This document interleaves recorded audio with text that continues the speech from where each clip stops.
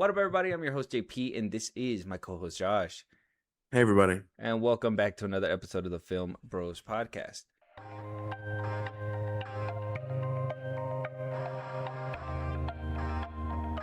All right, Josh. So today, man, it's a day that I'm gonna be a little upset.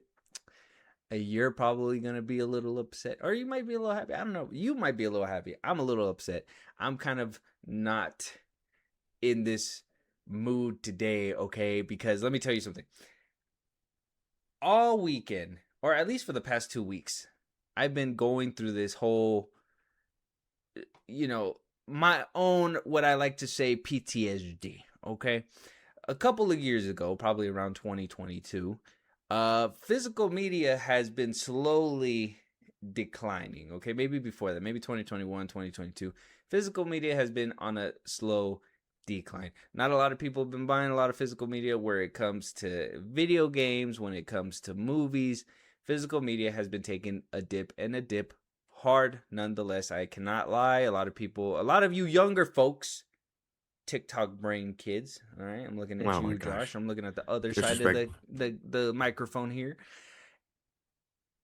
You guys don't do physical media. Why? Because you guys have your cellular phones and your streaming services. So you guys have kind of done away with that. Best Buy basically got rid of their physical media section when it comes to, movies and whatnot. They got rid of in Walmart, they reduced it. Target, they've reduced it. I believe there's no physical media sections at all. If there is one, it's probably maybe like a bookshelf, and that's about it. Physical media for the movie side has been struggling a lot.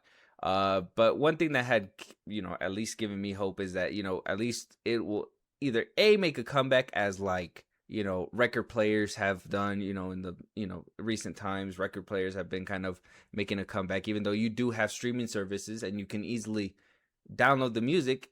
A lot of people have found it fun to get the little vinyls and actually keep the physical, physical media part of that. But now, with chatter of GTA 6 coming around, and like I said, we're not really a video game thing, but this has to do with physical media for movies, I promise.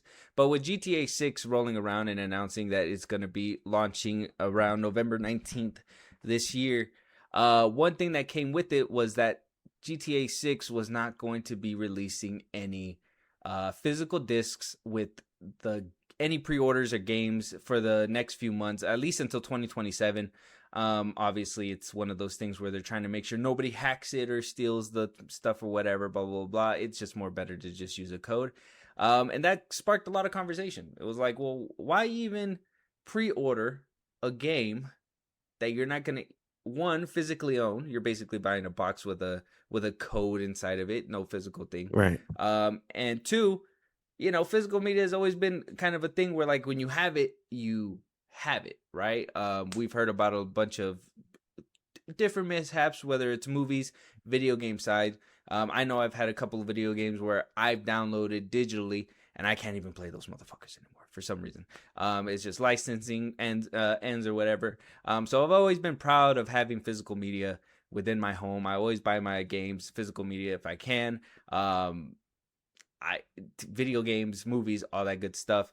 But it seems as though Sony is kind of bringing that era to an end. Video games, at least on Sony's side, PlayStation, they are going to stop making physical media discs by January 2028. So you basically have an extra year, all through 2027. But by 2028, you will no longer be able to get physical anything when it comes down to PlayStation.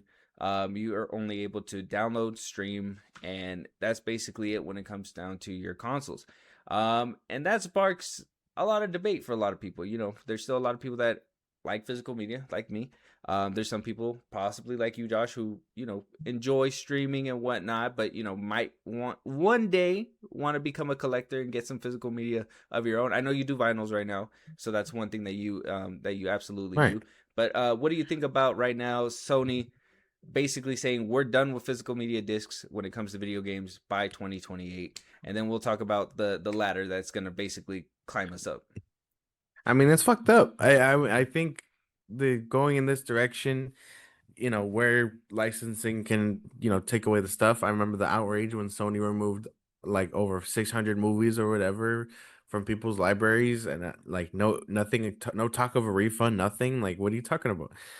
That's insane. That's egregious. That's ugly. I think that's mad disgusting. I also think that looking at this picture, pushing a PlayStation with a disc, knowing that you were going in that direction in the first place, you're an asshole. You're a Right. fucking asshole. And even selling the PS5 Pros without, let's say, the disc one, and you can buy an attachment where you can basically make it a disc PS5 Pro. I've literally bought the one without the disc one because I was like, well, I have my old one that has the disc one. So eventually I was just gonna buy the extension so I could do my own thing. I'm like, well, there's no point. By 2028 is gonna be obsolete. There's no point. I just keep my old one and they just don't give them any more of my money at this point. This doesn't make any sense. Or at least if anybody who bought that, I think they deserve a little bit of a refund. Right. Like, was it? Because it was like a $50 difference. Yeah, it's like Give him 50, back the 60 fifty bucks more. dollars. Yeah, that's extra money that I gotta put. And on top of that, install it myself. You know what I'm Right. saying? Right. No, I think Sony kind of evil for this one, and yeah, I don't know. I think that's kind of where it ends for me. Mm-hmm. It's fucking terrible. It's fucking terrible, but see how it ends for you because you're just like, well, I got my streaming. And I'm just like, no, that's not the thinking that we should be having here. Okay. Well, no, I mean, you preserve Eventually, art. they're That's the going to thing. take it from you too, but it's going to be a lot easier to take it from you on streaming as we've made it known and seen. And just to give the example again, the video game that I did lose was Star Wars Battlefront 1 back in I think it was like after COVID 2020. I wanted to go see it because the whole VR DLC was out and blah blah blah. I wanted to try it. Could not play it. They said there's something about licensing, whatever. I could not do it or whatever. I just bought the disc, and now I have it forever. Right. I don't need to go online, download it no more. Boom boom boom. I've just bought the disc. Now I have it forever. All I got to do is just download the DLC. I don't have the DLC forever because that's a streaming exclusive or whatever. But at least the physical game, you could never take it from me again. Even if you disconnect the game, I could play the main game, and that's fine. You know what I'm saying? I know Red Dead Redemption online. A lot of people are saying like, "Oh, one day they're gonna take that off." But at least you're still, if you have physical media, at least you'll still have that game. I don't even think you can find GTA 4 anywhere. I think you can buy it After like secondhand. resellers or whatever. Yeah, I Yeah. think Xbox has it on their subscription, but I don't think PlayStation. PlayStation has all of them except for GTA 4. So I mean, for me, it's just you seem more limited and at the mercy of the industry when it comes down to not owning your own things when it comes down to physical media. And apparently, one of the people that we've kind of talked about on this podcast, and I wouldn't say you, but at least for me, kind of looked up to and was like, hey, this is kind of like the person that kind of inspired me to want to get into like the whole podcasting game. And that was John Campia, totally shitting on everything that I believe that is like everything for me, right? So he went on this rant to basically, and I only got this clip, I don't have the full thing, so we're just gonna have to go based off the clip. But he basically is mocking the argument that physical media is superior just because you get to keep it for yourself. If that makes sense. So I'm going to let you hear it, and then we'll go ahead and we'll discuss what John Campia has to say about physical media possibly going away. The discourse I've seen online now revolving around this PlayStation thing, even in the tech radar, it says, this is a warning that you should be buying 4K Blu-rays because nothing ever goes wrong if you buy a physical disc. Oh, you nailed it. It's true. Lies.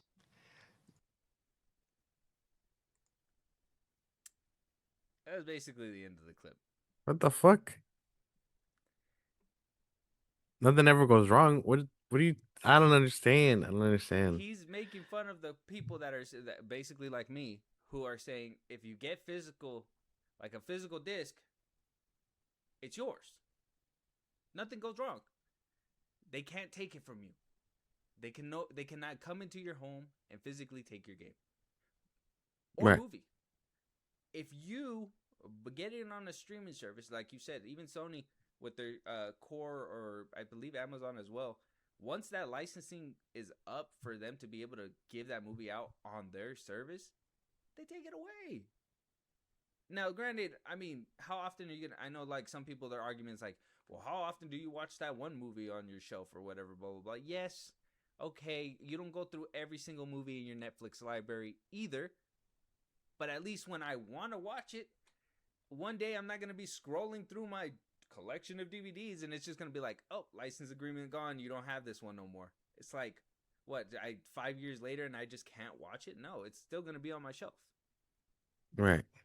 So exactly. Like, the fuck are they talking about? Yeah, hearing this take from Campia was that shit kind of rubbed me the wrong way. One, because it is my argument in the first place. Is like physical media can do you no wrong. Like if you do physical media, that's just basically you taking what's yours and walking out of the store because it's, you paid for it, right? And if you don't do that and you have it on streaming and or at the mercy of a server from Sony or whatever, at that point they could take it away from you at any moment. They could swipe it. You know what I mean? Right. Some may argue that if Sony wanted to, if there was just some one evil employee out there that just hated the Filmbros podcast and they tracked down our IP from there and they just wanted to wipe our whole PlayStation, they could easily do it today. Exactly. So I mean, so they're evil. All these corporate motherfuckers are evil. John Campia is shilling Why? or helping them out and trying to argue for the opposite side is something I didn't expect today, or at least Right. Not on my bingo card. No. Like I said, he was one of those people that I kind of was like, okay, his takes. I don't always agree with him, but he was always somebody that I can always be like, okay, he's going, the right way. And these past couple years, I kind of found myself cringing at a few of his takes, and we've kind of reacted at a few of them as well.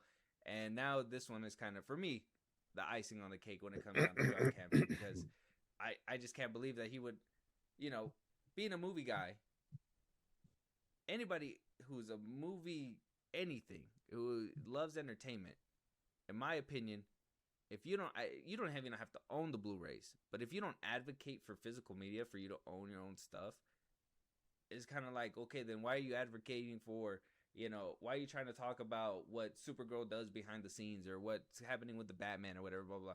Behind the scenes obviously does not matter to you people when it comes down to the industry, because it only matters when it's kind of pushing up against the wrong things that you don't like.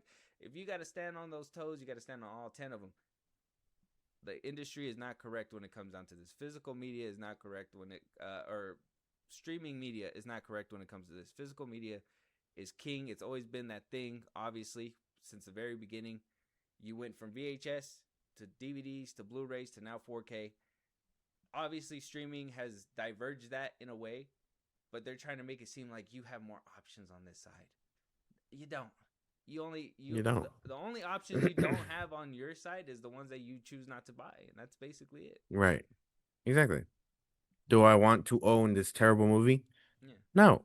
Oh, but there's a movie I know I like on the other side. Like, why would I not want that? Yeah. Like, I even bought a few terrible movies just because I was like, you know what? I don't even want to watch it on streaming. I'm gonna buy it physical media because that's just how much I like it. As I walk through Walmart, Target, wherever there's physical media still out there, I walk through it as though I'm walking through a Netflix library, and I'm just like, you know what? I'm actually gonna take this one home, and I never gotta bring it back because I bought it.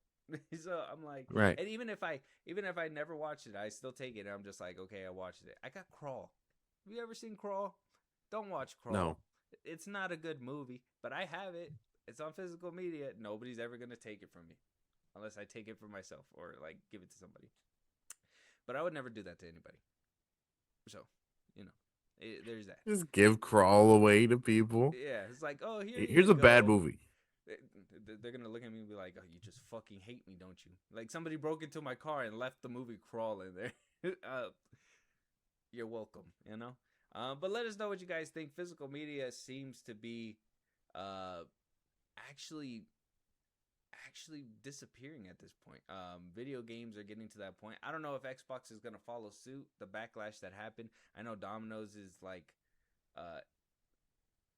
marketing, or whoever is in charge of their like Twitter or TikTok or whatever is just like going in on PlayStation. They were just like, That's like us. Yeah, that's like the customer ordering a pizza and we send you a digital pizza or something like that. Oh yeah, I saw I that. was like, wow, Domino's is just, they're on my side too. I never would have thought a pizza company would be on my side, but here we are. Here we are. But let us know what you guys think, and let us know what you think about John Campea kind of going that wishy-washy route of like, my thing is you don't have to do that extra like making fun and Yeah, make fun of people. What's like wrong with you? you could have easily just kind of asserted the argument on both sides and talked about it, but I don't know. He seems like he's a streaming person at this point too. He doesn't seem like he wants to collect physical media. His friend over here on the left side looks like he collects physical media though. I don't know why he didn't jump in and say anything. Maybe I gotta catch a full clip or something. But even him, those look like comic books. But this one looks like movies back here more. So he seems more like a physical media kind of guy when it comes to movies. I don't know why we didn't get any. I think his name is Robert Burnett or something like that. So like I don't know why we didn't get nothing out of him, but it is what it is. Let us know what you guys think. Moving on, Josh, we got some Marvel news before we get into those DC news and trailers and everything towards the end. Marvel comes up first because we are getting season 3. Crumbs for Daredevil Born Again season 3.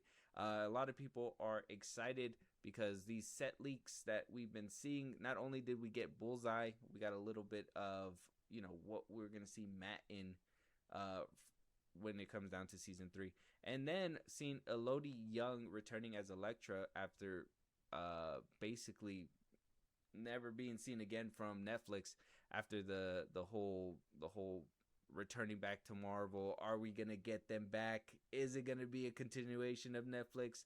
Marvel said, you know what? Yes, we are. We're gonna completely do that. We are still going down that road. So we got some good photos and pictures of what's gonna be Elodie Young playing Elektra and also Daredevil's new suit. So this one's a just turn off the audio. There's not really much happening besides a bunch of static, but a lot of people are saying that this is obviously Daredevil. You could tell by the pants right here. Probably the stunt double.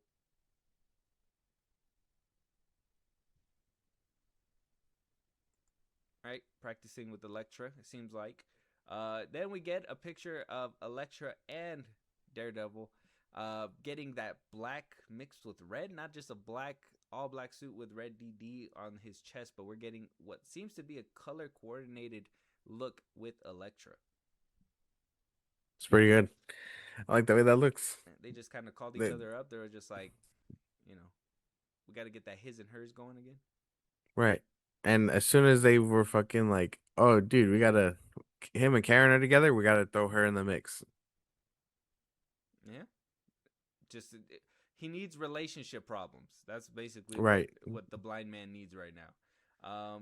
This is another angle of the same one that we seen earlier. This one was the first clip that we kind of got before she got on set. She's just basically in the hooded robe, but I'll let you check it out.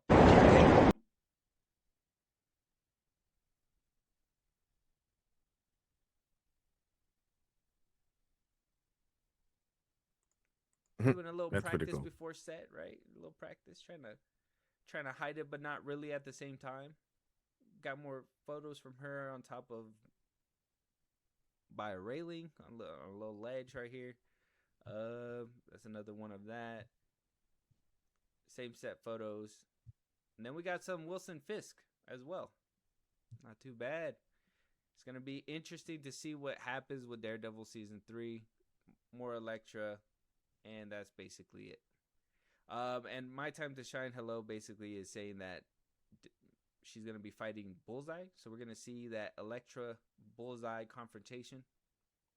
Possibly. Pretty cool.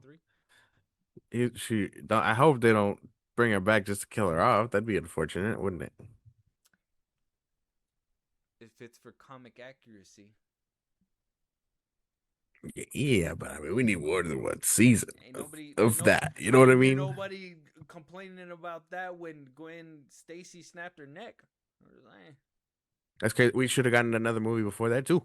I don't understand. I don't understand. Been straight to the neck snapping. My bad.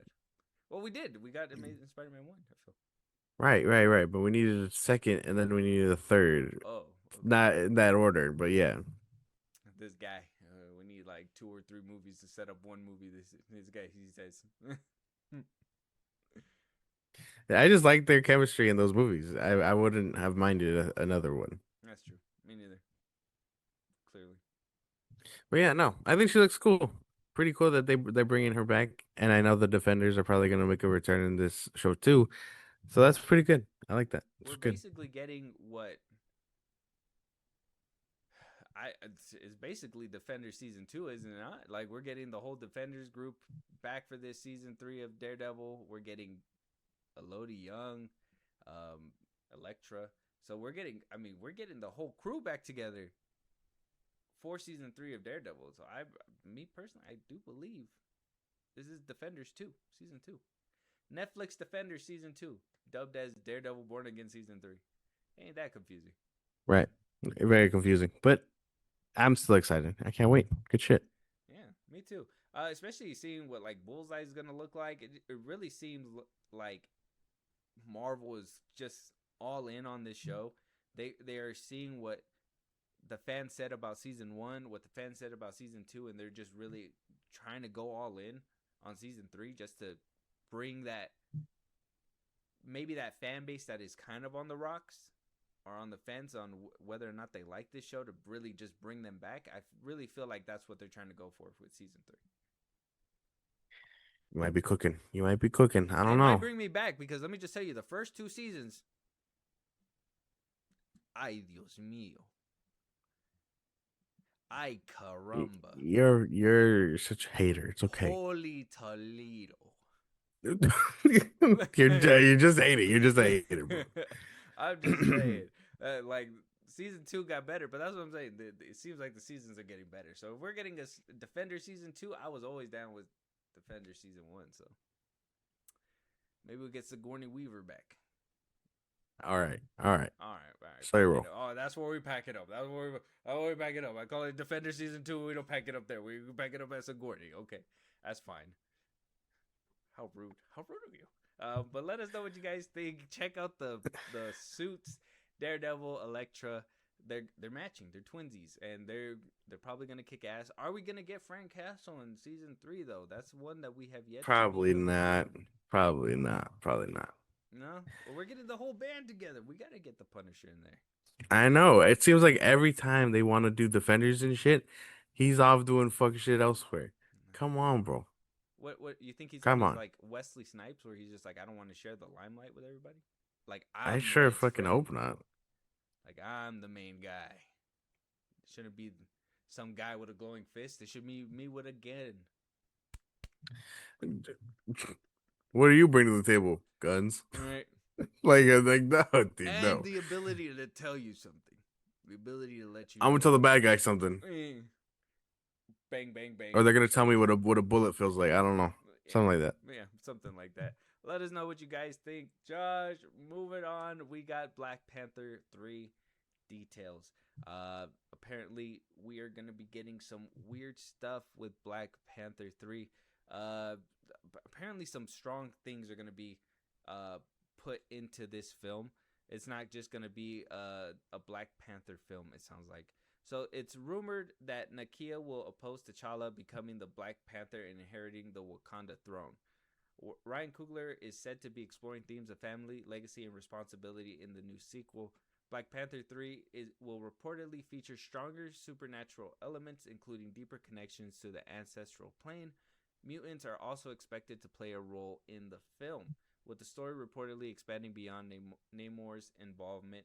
The Insider says Marvel could announce several major projects during San Diego Comic-Con 2026. Among the films reportedly expected are Doctor Strange 3, Black Panther 3, Shang-Chi 2, Spider-Man 5, the X-Men reboot, Thunderbolts 2, Blade, Midnight Suns, and the next Avengers installment.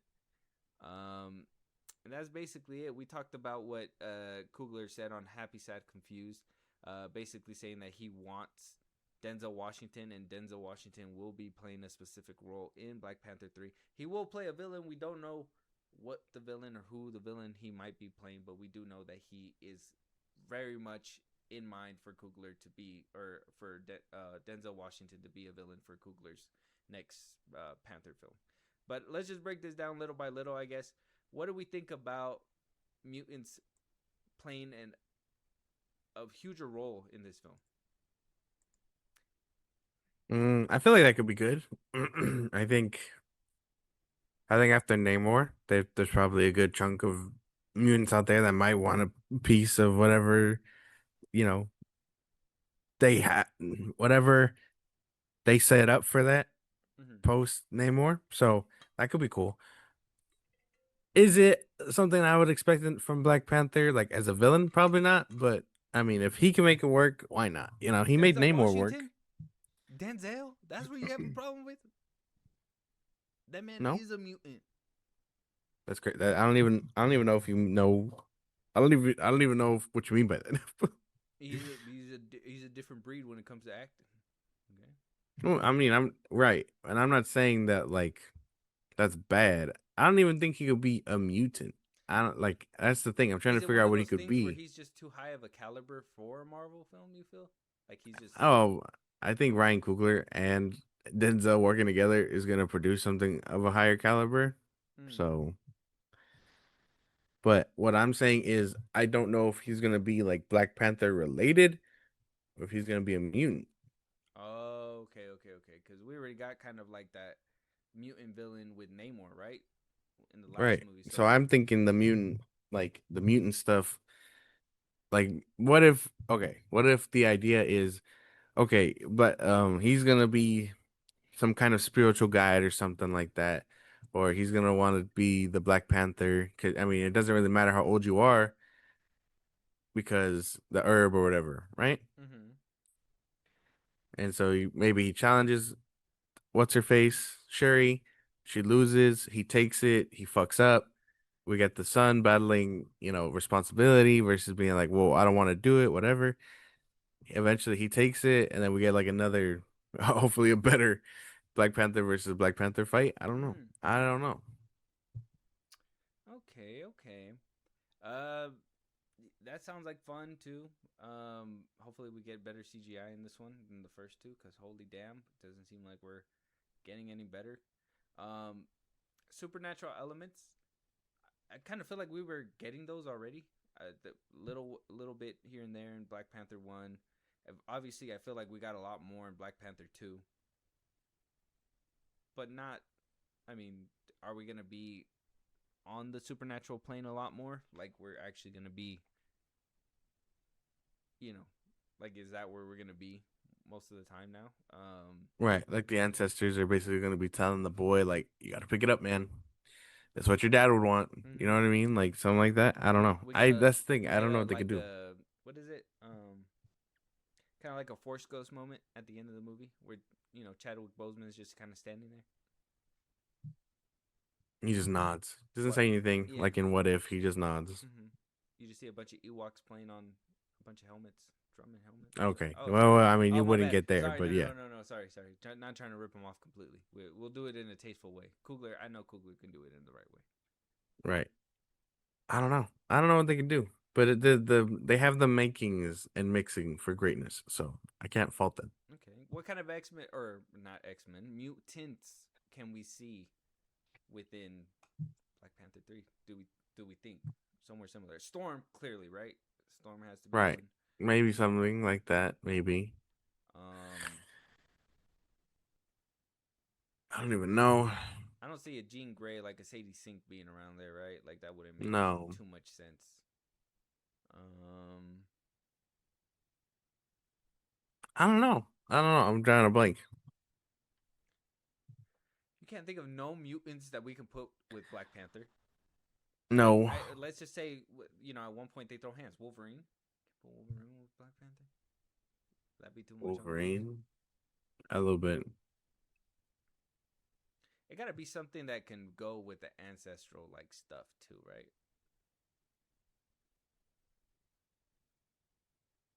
Somebody like a with telekinesis, like a what's his name? Like a Professor X. There's this dude called Gento Nezo Abademi, and he was a Wakandan X-Men student. See, that's something that I would like think too. Like they're gonna try to go a little bit more towards kind of like what they did with Namor, where they can kind of adopt it to be a little bit of an extension of what Wakanda kind of birth. You know what I mean? Right. Vibraxis and Kano, another Wakandan mutant. He joined the Wakandan funded hero team, Fantastic Force, and has a mutant ability to control manipulate vibrations. So, but I mean, those sound like like no, like we don't know who they are. I'm pretty sure they're not Well, gonna I put a mean, bunch of no names within a Black Panther sequel.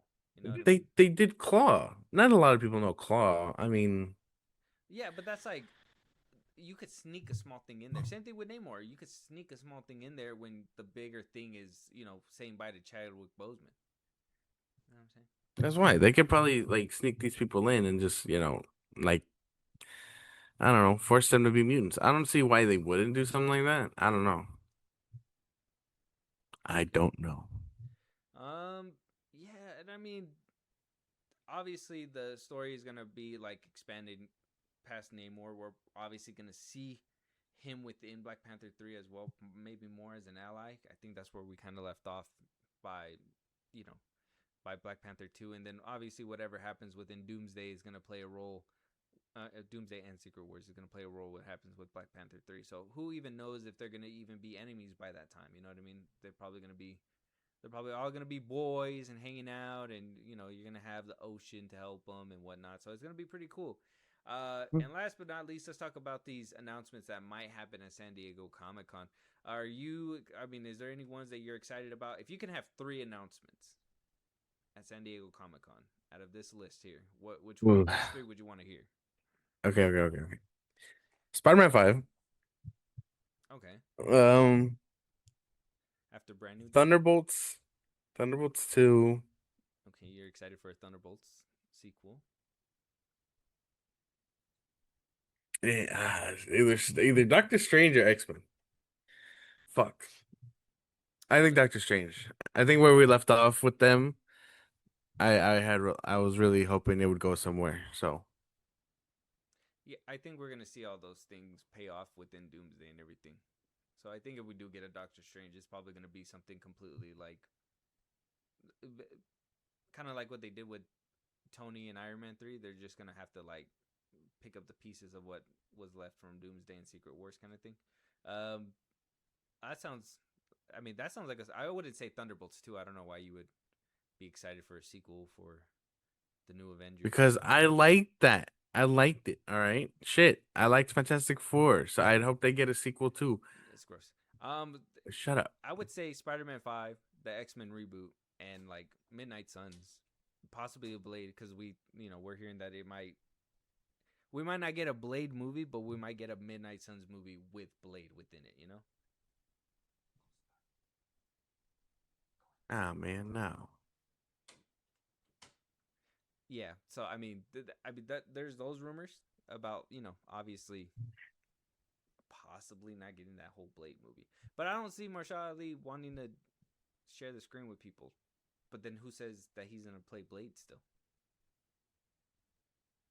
Yeah, I don't know if we're getting updates for those ones. Blade has been in such fucking limbo, dude. It's ridiculous. And Midnight Sun sounds cool because supposedly I wanted to pull up the leak, but it doesn't seem like it's too real. It seems more AI, so I didn't want to pull it up. But apparently, Ghost Rider might be in Doomsday.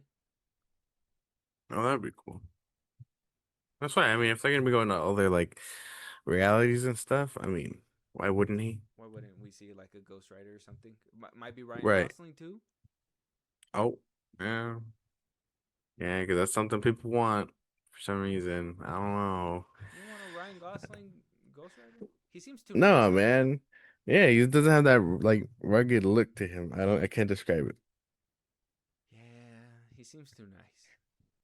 So who would you want then? I kind of was hoping that, it probably wasn't going to happen, but I was kind of hoping for like the dude that played it in the show, because I would see like clips of him. Oh, the Robbie Reyes? Yeah, The Robbie. guy? Mm-hmm. Yeah, if he would have come back, that'd be cool. Especially since that show's canon to the fucking universe, supposedly. Supposedly. Supposedly. And I know people wanted Norman Reedus, and I know people wanted Keanu Reeves. Um, Norman Reedus would have been cool, but too cowboy, right? right. I mean, yeah, a little too cowboy. He would have had to be someone else, like another Slade, basically. Yeah. Um, if we're looking for like an older Johnny, I maybe the dude who's playing Bruce's dad in like BVS, that guy. Oh, Jeffrey D. Morgan. You know what I'm talking about? Yeah, Jeffrey Dean Morgan. Yeah. Mm-hmm. Oh, that's not bad. Is it kind of concerning that nobody's excited, or at least me and yours, not really excited for an Avengers movie? I mean, I think when their threads have already gotten pretty long, I think we just want to see the conclusion of those threads, and I don't have a problem with that. The Avengers is supposed to be like the big thing, but like we know they're gonna pull through, bro. It's Right. not a big deal. We want to see what these individuals look like when they're not surrounded by other people, what their individual stories look like. Because at that point, it feels like it's like closer to home and like you get important messaging. You know what I mean? That's why I like Doctor Strange 2 so much. And it's not so much like you get the obviously you get the Raimi effect and then you get like the cheesiness of a Raimi movie, but also the big message of that one is like him having to let go of like the girl or whatever. You know what I mean? And, like that's pretty cool. That makes sense. You know what I mean? Like I think that those individual stuff makes it easier to relate versus when they're going up against Doomsday. You know what I mean? Well, yeah, but that's supposed to be the big finale that is supposed to bring people in. And if you haven't really hooked people with the beginning stuff that you were talking about, by the time we get to Doomsday, if it doesn't knock you out the park, then Secret Wars is probably not gonna do too good, and then so on and so forth or whatever. Um, Right. I don't know if if people are ready for what might happen in Doomsday. You know, Paul Rudd made it in the other saga. So what if he doesn't make it in this one, right? I don't think America could take Paul Rudd not surviving. The death of Paul Rudd. Yeah, Yeah, man. like I I don't don't think know. anybody can handle that, you know? That's why they didn't do it in his Ant-Man movie. They were like, "Hey, man, I don't think anybody can handle that." They're like, "No, we can't handle that." But they They should have. they saw a clip. Everybody was crying. Kevin Feige was crying. Everybody was crying. Amy Pascal was there. Why are you even here? It's not your movie. She's like, "This is so sad. Paul Rudd died. It's crazy. Cut that." It should have been. It should have been real. I think they should have died. They But probably should have anyway, died, but that's what I'm saying. I don't think I don't think we can handle a Paul Rudd death. I don't think that's possible. You think you can handle Paul Rudd dying? I don't think I can. if it's like he gave himself up in a heroic moment or whatever, Right. sure. Like that But whole I jumping in don't Thanos' know if ass thing. Paul Oh Rudd. wait, sorry. No, I don't know if Paul Rudd can like act something that intense. You know what I Oh mean? I don't know. hell no. That's America's I don't know, sweetheart. man. Don't you? He's the Don't you? comedy. How dare He's the you talk comedic about Paul? relief. He's Paul the Rudd. comedic relief, man. He's the comedic relief. I don't see it. All right. I'm just saying. He was in Role Models, man. Okay. Shit, man. He was also in Quantumania. Like, Still Paul Rudd. It's still Paul. That's like that's Rudd. That's the Rudster, I guess you could say.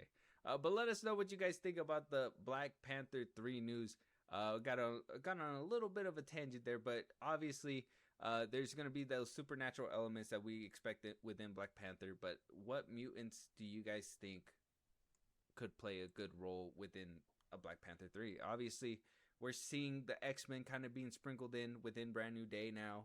We're hearing that the rumors are true. Sadie Sink might be Jean Grey, so we're getting the X-Men. We're officially getting them. I don't know if I agree with this whole sprinkling them out and trying to make it seem like they've been around this whole time. Nonsense, but we'll see how well that plays when they give us the explanation. You know what I mean? Are we gonna be like, or is it gonna be like Little Yachty and just what I'm saying? But let us know what you guys think. Moving on though, with the rumors of X-Men being sprinkled around everywhere, we have a rumor that potentially somebody that you may know, Josh, could be playing Professor X, and I'm hoping you might be excited. I don't know if you heard this name yet. Have you heard rumors? Have you heard the rumors? No. No. We're looking at possibly Patrick Wilson, the star of the Conjuring films, to possibly take over the reins for Professor Xavier, taking them from Patrick Stewart himself. We're just going from Patrick to Patrick. We had to do it. I'm gonna give you a visual of what who Patrick Wilson is, just in case you don't remember 100%. Okay. This is Patrick Wilson. He was in The Conjuring. He was in Insidious. He played Norm in Aquaman. So, Orm, not Norm. Potential professor. Just imagine him bald. Imagine him bald. Let me see if I could see somebody AI'd it. What do you think? What do you think? Give me thoughts.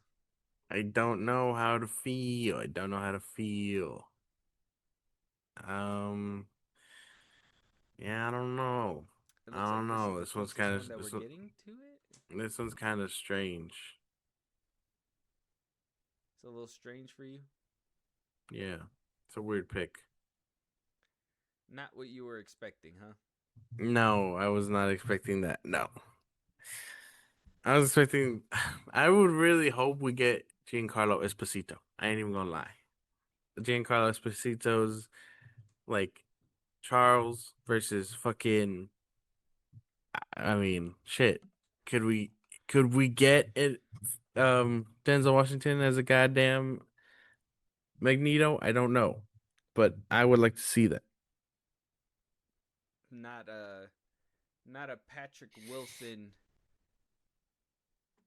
Professor Xavier. No, I don't know. I don't think I can You're see still it. That's the stuck on problem. the Esposito one then. Yes. I'm trying to look for an AI bald one. I would have assumed we would have had one by now, but no, nothing. I don't know.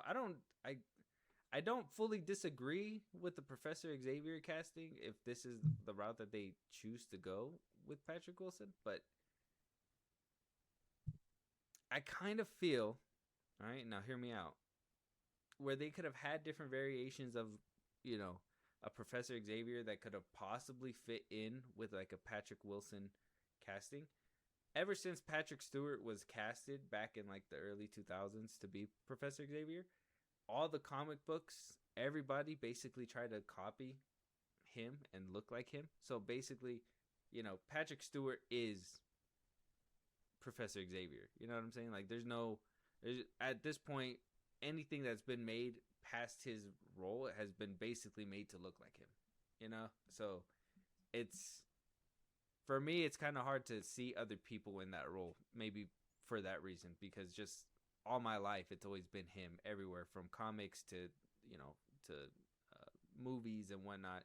I really don't see any different variations of like a Patrick or an Xavier in the comics. Oh, look, they did this one. Shoot, where did it There. go? I just seen it. This is the closest you're gonna get it. It's weird. I hate it. You don't like that.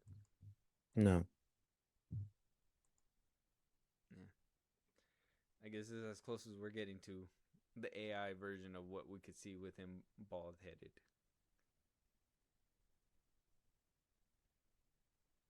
Yeah, nah, man. I think I fell in love with Stewart, and then I fell in love with McAvoy. I think we need someone within those lines. I don't think Patrick got it like that. So Mm, I think he can. I'm telling you, I think he can. I just think it's more of a possibly just a public perception kind of thing. Like it just seems like everybody just knows Patrick Stewart. And so they're like, to see somebody else, like, I think a good palate cleanser would to go that opposite side and get like a Giancarlo Esposito to basically play this role, and that'll be kind of like that culture shock that will give a lot of people like, oh, this is kind of like a hard reset, and then eventually if we reboot it again, we'll be able to find somebody in the middle if that, if and when that happens or whatever, right? But just to go from Patrick to just go to Patrick Wilson, even the names are the same. It's kind of like, are you guys just trying to play it safe? Or are we just, what are we doing here? Like, I don't understand 100%. So, I don't know. This one's kind of like a toss-up for me. It could be 50-50. Right? I think I'm more just don't do it at all. But yeah. Just don't do it at all. Well, we got to recast. We can't just have Patrick Stewart. Okay, fine. No Giancarlo Esposito. No Patrick Wilson. Wilson. Who could we do as another Charles Xavier? Xavier?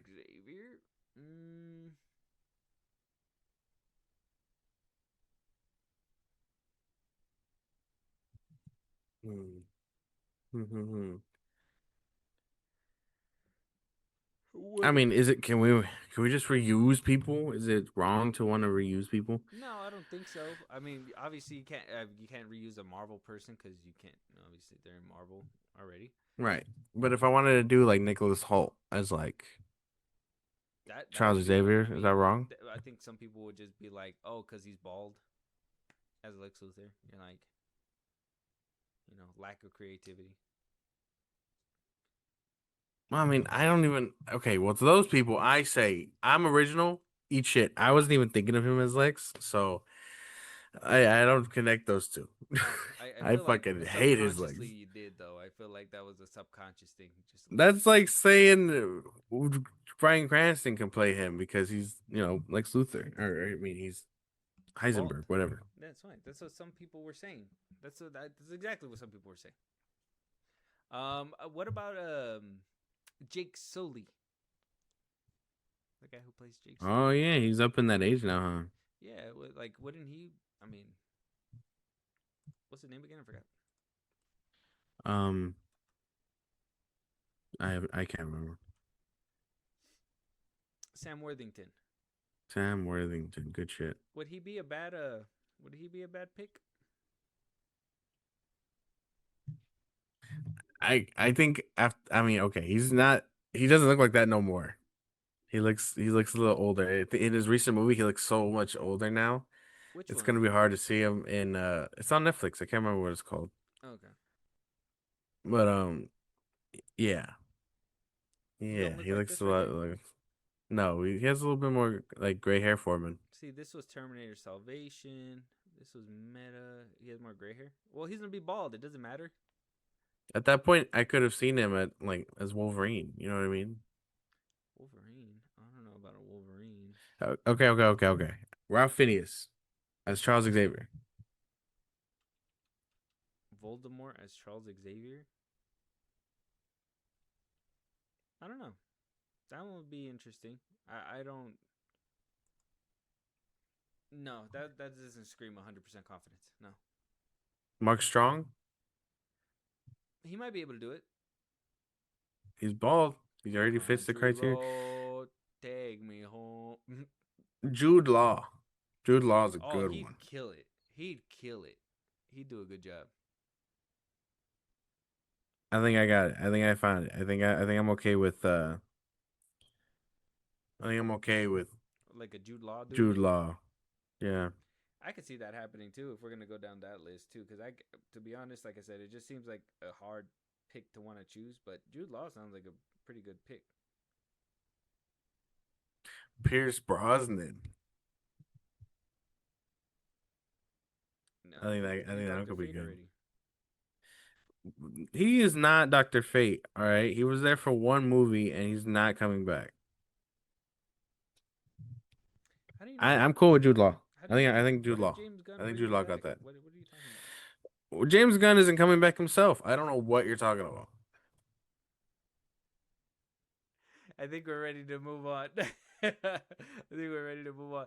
But let us know what you guys think. I do think that, you know, Patrick Stewart kind of cemented himself as the, you know, definitive Professor Xavier. And the fact that we haven't had any like different iteration, whether it's in like a TV show or you know what they did with what's the movie or not the movie, the TV show, like the Batman with the kid or whatever, where they were like putting in Batman villains, but they weren't necessarily named the Batman villains and all that stuff. Like you never got a hint of another Professor Xavier. You never got nothing like that. So it's like, it's going to be very weird to move the masses from one person that's basically became this role and try to make him into something else. It's going to be kind of tough. It's going to be an uphill battle, but I'm down to see it. And whoever takes up that role, you know, good luck to them. And hopefully it comes out really, really amazing.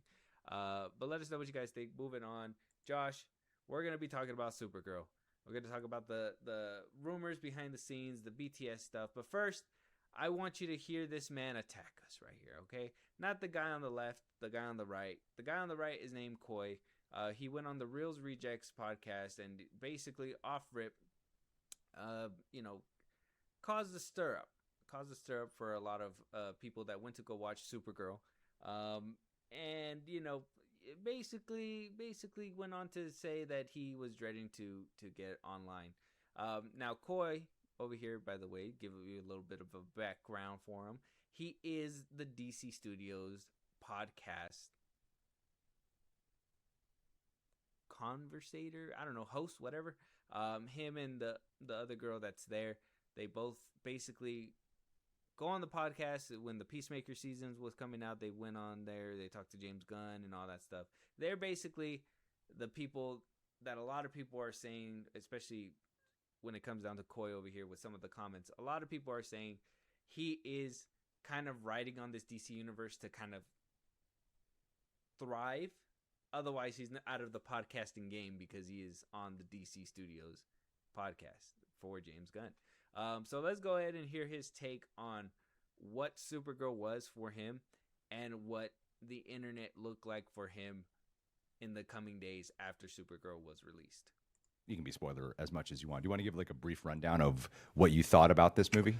Yeah, I thought it was the 4-quadrant blockbuster take on an epic, and that is some of its pros and cons. I thought Millie Alcock was incredible as Supergirl, and that's been what I've been talking about a lot because I think that affects the DCU more than just the one film. Mm-hmm. You cast for a universe at this point in this type of franchise, right? You're not casting for a movie anymore with things like this. You're casting for 10 years. You're casting for movies. So I've been really looking at like what that means for the universe, and Millie Alcock was such a strength that to me was a really positive anchor. But the movie itself is based off one of my favorite modern comics of all time. Like the bar is so high on what Woman of Tomorrow is that I don't think a movie in 90 plus minutes could reach that. And that was definitely something that I was aware of a few minutes in. And this is the first review I've ever given where I said like, hey, I think read the comic after. Like in the history of me doing this, I've never said, wait. And I think that's because it's going to feel more like an extended cut if you read the comic after versus where is that scene every few minutes if you watch the movie after reading the comic. So I do think the comic is a better experience, but I think the movie has merit that really can't be enjoyed in this climate. And that's been my struggle is I didn't think this was the greatest thing ever. I didn't think it was the worst thing ever, but it's a comic book movie, so one must. You can't think a movie is okay in 2026. You can only TikTok and like have hyperbole. So even my reviews, both of them are positive and negative. Both of my reviews lean Millie Alcock's great. I'm really excited for girls to have a hero that actually has depth and nuance as a woman. I'm way more concerned with the women of tomorrow than them adapting Woman of Tomorrow. And so my focus is I've got the comic. If I want the comic, I want little girls to have a hero. And then the stupidest people were all like, there are female heroes. It was the fucking 21st Marvel movie till we got a female-led superhero film. 21 fucking movies in. I'm proud of DC for doing it their second movie, but of course it's going to have this kind of response. So I was speaking to those people. I'm also speaking to people that are going to see a girl that actually has something to say and actually has an experience and actually has trauma and actually has an eye line of connectivity while still being super. I'm sorry I never related to a goddess from Paradise Island. I think she's awesome. I love that character. I think even that's a better movie. But I don't relate to Wonder Woman. I don't think if I have a daughter, she will at first. She'll be like, cool, a hero. Like she'll play Wonder Woman. But I think Supergirl is more relatable. And I really just like, I barely touched the internet this week, but it's so loud that I'm just pre-exhausted for women and girls getting movies that are okay when I want better for them. And so I feel automatically defensive of like, I want to have all of these things to praise. And so those are coming out louder, even though the movie I thought was okay. Yeah. See, that's so interesting to me when you. First of all, It's I gotta- performative. That's wait, fucking performative, I'm bro. gonna let you say what you want to say, but I just gotta say real quick, man. Look, if you going into the girl superhero movies and you like, can I relate to her? I think you're doing it wrong, sir. I don't know if you're doing it right. I don't know if he's the guy. I don't even think a guy should be telling us what a woman should be feeling within these movies or nothing like that. He should be kind of coming out with his own experiences instead of trying to, I don't know. And on top of that, he's looking at the other side of the aisle with Marvel, talking about it took 21 movies before they got a woman-led superhero film. Why don't you look in your own fucking parking lot, you stupid bitch? DC literally released Wonder Woman as his third film. And then on top of that, it was introduced in the second film of the DC universe, or third film, right, with BVS, and she was still like a rave smash hit. Stupid bitch. That's so stupid. That's the dumbest shit. Like, you look at Marvel, but you don't look at your own parking lot where literally DC did Wonder Woman within like the first few films. So I don't know. But Josh, I want to hear your take. You obviously heard it. If you need me to kind of clip this up a little bit and rehear it again so you can go point by point, we could do it that way too. But That's if so. you got it, let me know.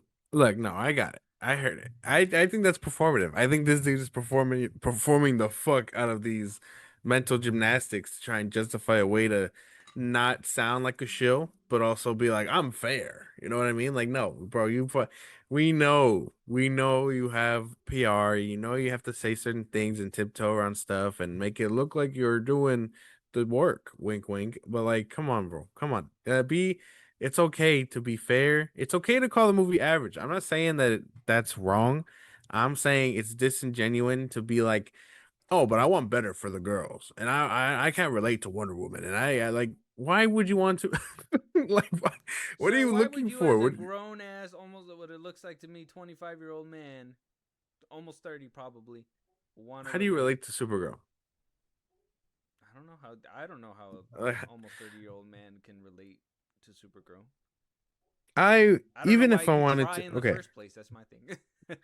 Look, when I went to that movie, there were like girls there, and they can be appreciative to this kind of movie. If I wanted to say it like this guy, I think it does the opposite.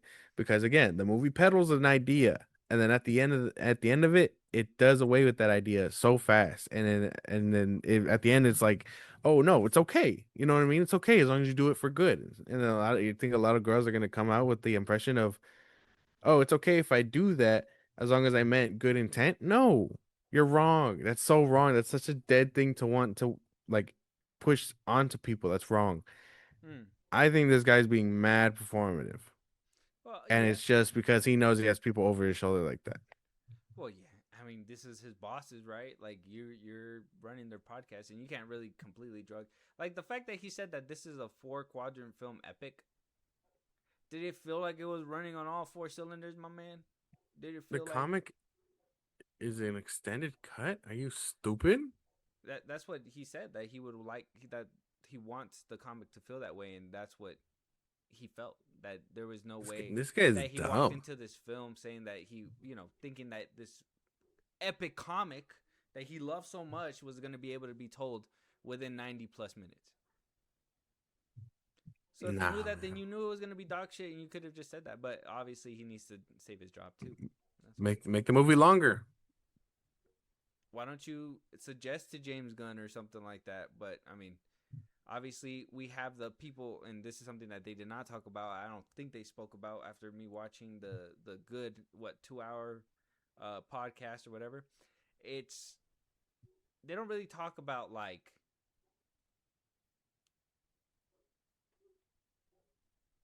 James Gunn's involvement. They'll talk about Greg Giuseppe's involvement and all that stuff, but they don't really talk about too much his involvement. But like after this dropped, and everybody basically were going after James, what they thought was Greg Giuseppe, because the Gunners, James Gunn's fans and all that stuff were saying James Gunn didn't touch this film. This wasn't him. This wasn't nothing to do with them. But then we got an article dropped on their head tops that we're going to have to discuss right now in a second. But I just wanted to wrap this up really quick. Obviously, it seems biased.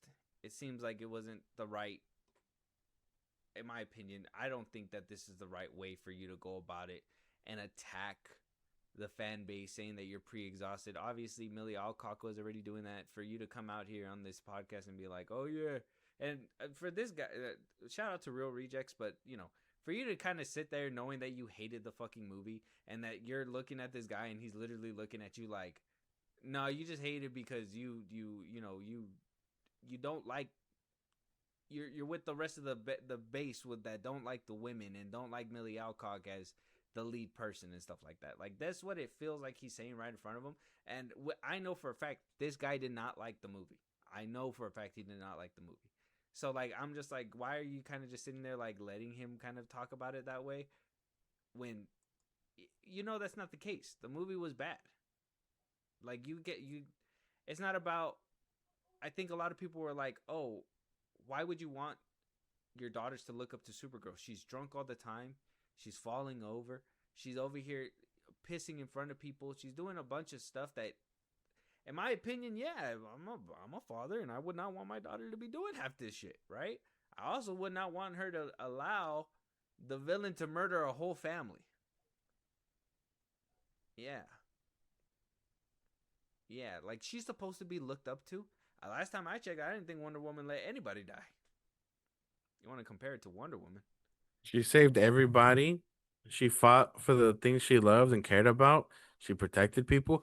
Why would you not want to at least relate to those core things? You don't have to be a girl to do that, but that's a good thing for girls to see a girl do that. You know what I mean? Like that's the difference, isn't it? Like that's the reason. Like we as men can't relate to Supergirl, but we can relate to the values of what Supergirl upholds if she were to uphold them. And she did not. People are, God, people are so dumb. It's just exactly how you said it. You say it so flat, clear. That's how it's supposed to be. Mr. Coy over here is playing coy and needs to jump around because obviously there's people that he needs to please and whatnot. And it kind of leads me to what I talked about in our review, which our Supergirl review is out right now if you guys want to go check that out. But we did kind of speak about this. And he speaks about this as well, the host of The Real Rejects, that the creme moment in this film was, at the end of it, was what he equates to what people were feeling in Man of Steel when Zod was done by Henry Cavill's Superman. And he basically says that was kind of like his moment. And he even goes as far to say that he didn't even have that moment when Man of Steel came out. Like, he understood that and why they did that. He did not understand why Supergirl did that. And I think that's a lot of people. So, I mean, at the end of the day, like, not only did the movie poorly show Supergirl, but they also poorly showed her morals up until the very end of the film. And that's why I mean, where I'm like, I wish he would have gave him a little bit more pushback, but obviously if you push back, then the guests will shut down and they're not going to really give you too much. So he kind of just had to sit there and take it. But, props to The Real Rejects, props to him and for kind of sitting there and taking all that stuff. But I would have called him a stupid bitch in the beginning of that podcast because that was just, for me, that was just way too much talking for you to say this movie was bad. It was not relatable to anybody. And the projections show this movie is not relatable. It's not. It's nobody's going back to watch it. My theater was empty when I went to go see it. It's not doing what people were, at least what James Gunn and company were expecting it to do, unfortunately. And it is unfortunate that the second movie in the franchise is going to derail everything, but you know, I'm sure the Snyder fans are not going to cling on to this because they don't want to even associate themselves with the rest of the DCU. But if they really wanted to, they could be like, well, the DCU is going to end after, 2-3 movies? At least the DCU went on to span, how many spinoffs? Like, how many times did the DC Universe try to make it work with what they had? And everybody's just rejecting James Gunn's DCU is insane. It's a sight to see. Let me just tell you. But we are going to roll around to the next article here. And this is something that I know Josh really was salivating. He was drooling foaming. He was ready to knot into this one right here. And he never sends me any articles, so I knew he was ready to go. And I'm ready to talk about it with you, Josh. And this article is coming from the Hollywood Reporter, saying behind the Supergirl bomb, competing cuts and creative differences. James Gunn's video is gonna age like milk, and it is aging like milk. It's spoiling as we speak. Says here, for months, DC Studios knew the film wasn't working. Things came to a head in March, assuming March 2026, when the studio tested its own cut against the one from filmmaker Greg Giuseppe. Usually test scores go up and away, but this March the scores from Supergirl actually went down when DC Studios held a bake-off testing competing cuts for the filmmaker Giuseppe and one by the studio with James Gunn and Peter Safran. It was a moment of extreme disappointment for those involved, as the stakes were high, particularly for DC. Supergirl would have been a key test for the Warner Brothers division as its first feature film not written or directed by Gunn following last year's inaugural outing, Superman.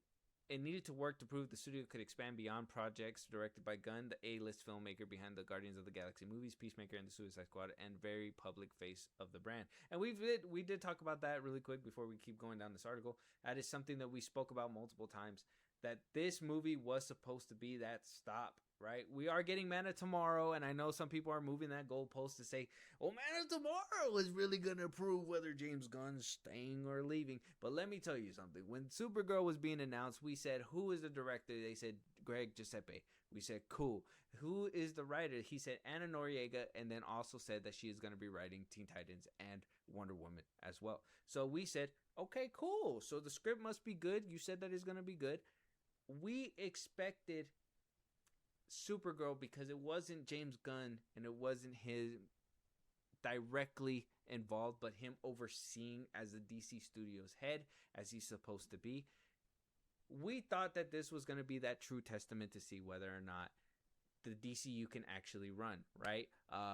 When DCU was coming out with Zack Snyder, you can say what you want about the studio cut of the Suicide Squad, but it still made money. Still did really good for what it was. Same thing with Man of Steel, BVS, and all that stuff. Still was making money. Supergirl is not making any money. It's not making any money, and this is somebody that it's supposed to be James Gunn free. So we thought. All right. So people are moving the goalposts at this moment, Josh, saying that Man of Tomorrow. But do you agree with me? This was supposed to be that stop to show that this can be more, exactly what the article said, this could be more than just what James Gunn produces in his wacky mind. Am I right? Of course, 100%. Oh, we're gonna champion these things, creativity and all that stuff, and different ideas. Of course, this is what he said. Mm-hmm. So Supergirl was basically gonna be that test run. So where are we at? It says here, months later, the Supergirl outcome is now well known. The movie obviously is not doing well. It's going to be losing, sounds like Warner Brothers, close to from 80 million to about 100 million by the end of its run. And while one failure may not seem indicative of a slate, there have been some think pieces that this movie will fail, obviously. They did say that Supergirl was basically in trouble since the very beginning. Saying here, Gunn and Giuseppe had creative differences over the direction of the movie. Numerous sources tell the Hollywood Reporter and the film never found its footing in the post-production process. The test scores, which are counted on a scale out of 100 points, never escaped the 60s, according to multiple insiders. Another insider said the movie's top score was 70. They were not creatively aligned in the polite way of describing things, one insider said. Other insiders dispute that characterization, saying Gunn, Safran, and Giuseppe had the normal amount of healthy friction any filmmaker and studio have as part of the process of making a movie better. And multiple sources say the duo respect the filmmaking chops of Giuseppe, known for guiding Margot Robbie to an Oscar nomination for I, Tonya. Okay. I gotta say real quick, saying that, one insider saying that they were not creatively aligned, but also saying that this is a common part of the process. What I know, these test screenings are usually held in front of Warner Brothers employees, right? So if Craig Giuseppe is scoring, apparently, because 100 points is where it needs to go. If it's scoring in the 60s, and they're saying that basically it was only reaching about the 70s, and that's what basically made Gunn say, hey, we need to make our own cut of this movie. For me, it's kind of like, well,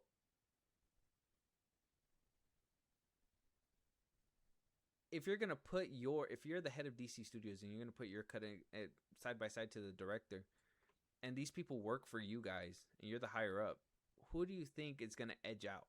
Right? Because both of them did not score. Like, James, the studio cut doesn't sound like it scored more over what Giuseppe was putting out, only by like a couple points. So why would you even risk that instead of just letting the director fulfill his vision? Right.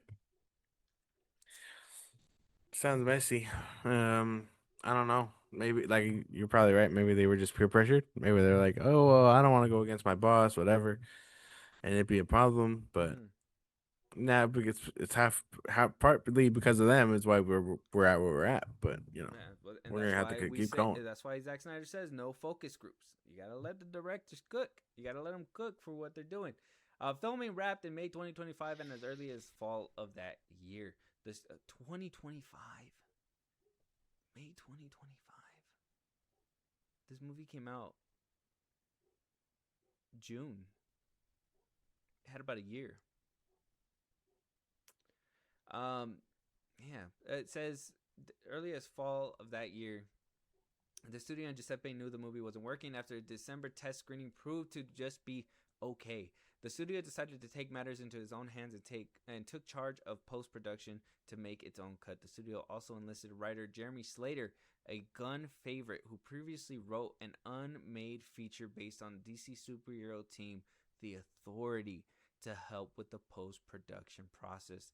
The extent of Slater's involvement is unclear, although it seems he helped write scenes for a 9-day shoot of additional photography. Original screenwriter Anna Noriega remained involved in the post-production process as well.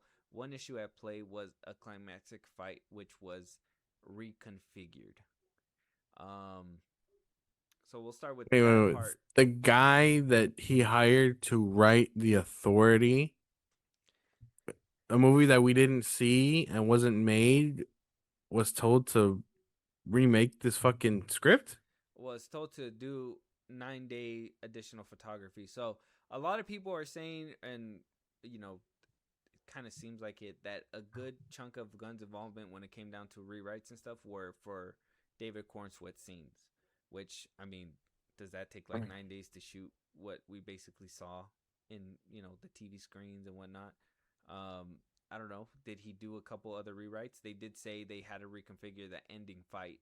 So maybe a few shots were David Cornsweet to maybe pick up in the first few days, and then towards the ending days was Millie Alcock in the group, basically trying to figure out that ending fight at the climactic fight. Oh man, what a disaster! Keep going. It was all bad. Other issues with the movie are unclear, but it's known that music was a key friction point. Of course. James Gunn is the needle drop man, right? For his first Guardians of the Galaxy movie on, Gunn established himself as the master of the movie soundtrack and the all-important needle drop, earning praise for finding the right song and dropping it at the right time. Giuseppe also has a reputation for melding music to movies, as seen in Cruella, his 2021 movie that cast Disney villainess Cruella de Vil as a punk rock labelle in London's fashion scene. The movie had at least 4 test screenings according to sources. So, hold on. So that Jason Momoa thing wasn't completely false, Josh. We talked about this in a previous episode as well, where Jason Momoa basically came out and said that there was 2 cuts. And Greg Giuseppe basically came out and covered and said there was only 1 cut, and then just depending on which cut made it into the movie showed Lobo's involvement, but there was no 2 cuts of whether Krem lived or died. That Krem dies at the very end of that movie. But Right. he did say that there wasn't 2 versions. But here this source is saying that there was 4 versions, 4 test screenings. So I'm trying to, that's one thing that we're going to have to try to kind of figure out in this middle of all this too, because it seemed like Giuseppe was throwing James Gunn under the bus a few times, right? But then also, Right. I'm assuming that him saying that there was only 2 was him trying to save his own ass. So I think he is trying to separate the 2 of them, but then also trying to save face with his own work, saying like, this is what I did, so don't bash me for that. You know what I'm saying? You get what I mean? Like it seems like he's playing the blame game while also trying to save his reputation, right? And James Gunn is just kind of staying quiet through all this madness. He doesn't want to start nothing. So 4 test screenings according to sources, with screenings held in December 2025 as well as February and March of this year, which 2026, which that means that they were up until the last second going at Editing. And while social media users and critics are dunking on the movie's use of the cover Jimmy Eat World song The Middle, the big needle drop at the final set piece at the February screening was a cover version of Cyndi Lauper's Girls Just Wanna Have Fun. That song choice came from Gunn, but it ultimately was abandoned for the Jimmy Eat World cover. The movie employed 2 editors. There was Tatiana S. Regal, Giuseppe's longtime post-partner, who edited his Lars and the Real Girl and I, Tanya and Cruella. And there was Fred Raskins, Gunn's longtime cutter, who worked on all of Guardians of the Galaxy movies and Gunn's DC series Peacemaker. Raskin is also Quentin Tarantino's go-to editor. He also brought on later in the process and proved a key instrument in the studio's slowly heavy hand.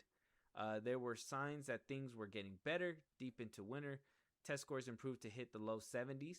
However, rather than continue to tinker away at the cut, the studio decided to force a bake-off by creating 2 cuts, one by Giuseppe and one by the studio. It is unclear what major differences emerged, but one source says Giuseppe's version was 11 minutes longer and featured more of the villain Krem, played by Matthias Schwarnartz. When the 2 competing versions tested and the score surprisingly dropped significantly, although the studios inched out ahead of Giuseppe's, but by only 2 points. According to sources, Giuseppe's version scored strongly on song choices, pacing, and villain, eking out a win, even a middling one. The studio chose its cut as the one to go into theaters. A studio insider says the differences were not particularly pronounced. So Giuseppe's did win. And Gunn still said, fuck no, we're putting out our own cut? Right. They decided somewhere along the way that we're gonna have to change this up and put a different song in and take out the villain stuff or whatever, which I mean that villain stuff probably would have saved you a little bit more on the 11 scale 11 more because a minutes lot of of the movie. people focusing on the villain, hell yeah, because you need to know where the fuck this motherfucker came from. Who he is, what's his deal, what's up with his scars. We needed those 11 minutes. I didn't remember reading that part, but the fact that it says here that Giuseppe's version scored strongly on song choices, pacing, and villain, because obviously this is his cut, so obviously he knows what he's looking for. So this is gonna obviously make more sense in the long run. so it won. It didn't And James out. Gunn It still didn't decided no. outrun like James Gunn's version. James Gunn's was still like by a couple points down. But you're telling me that But- Giuseppe beat you by 2 points, and you still looked at it was like, no, we got to put ours out. Yeah, basically. How does Holy that even? shit. How does that? How does that even happen? How are you so stressed out about what your next movie's gonna be that you put stress on the director? You basically force him to make multiple cuts of this movie to make sure that it's perfect. You add your own 2 cents in there to make sure that it's perfect. You're still not better than the director that was doing it before. Basically, you're trying to fix, and you still put out the studio cut over his cut? And not even trying to Yeah. like coach him through it to be like, okay, ours didn't win, but what can we do to make this one a little bit better? You just straight out just slapped it out the way and said, we're going with our cut? That's actually insane. Undermined his whole team. Got his Guardians editor in there. Got people Right. that he's supposed to trust to go in there and meddle. So honestly, a creative doing this to another creative, we thought they'd understand that. Hey, no, directors deserve free reign. They deserve these kinds of things. James Gunn doesn't understand that. He's not for the people.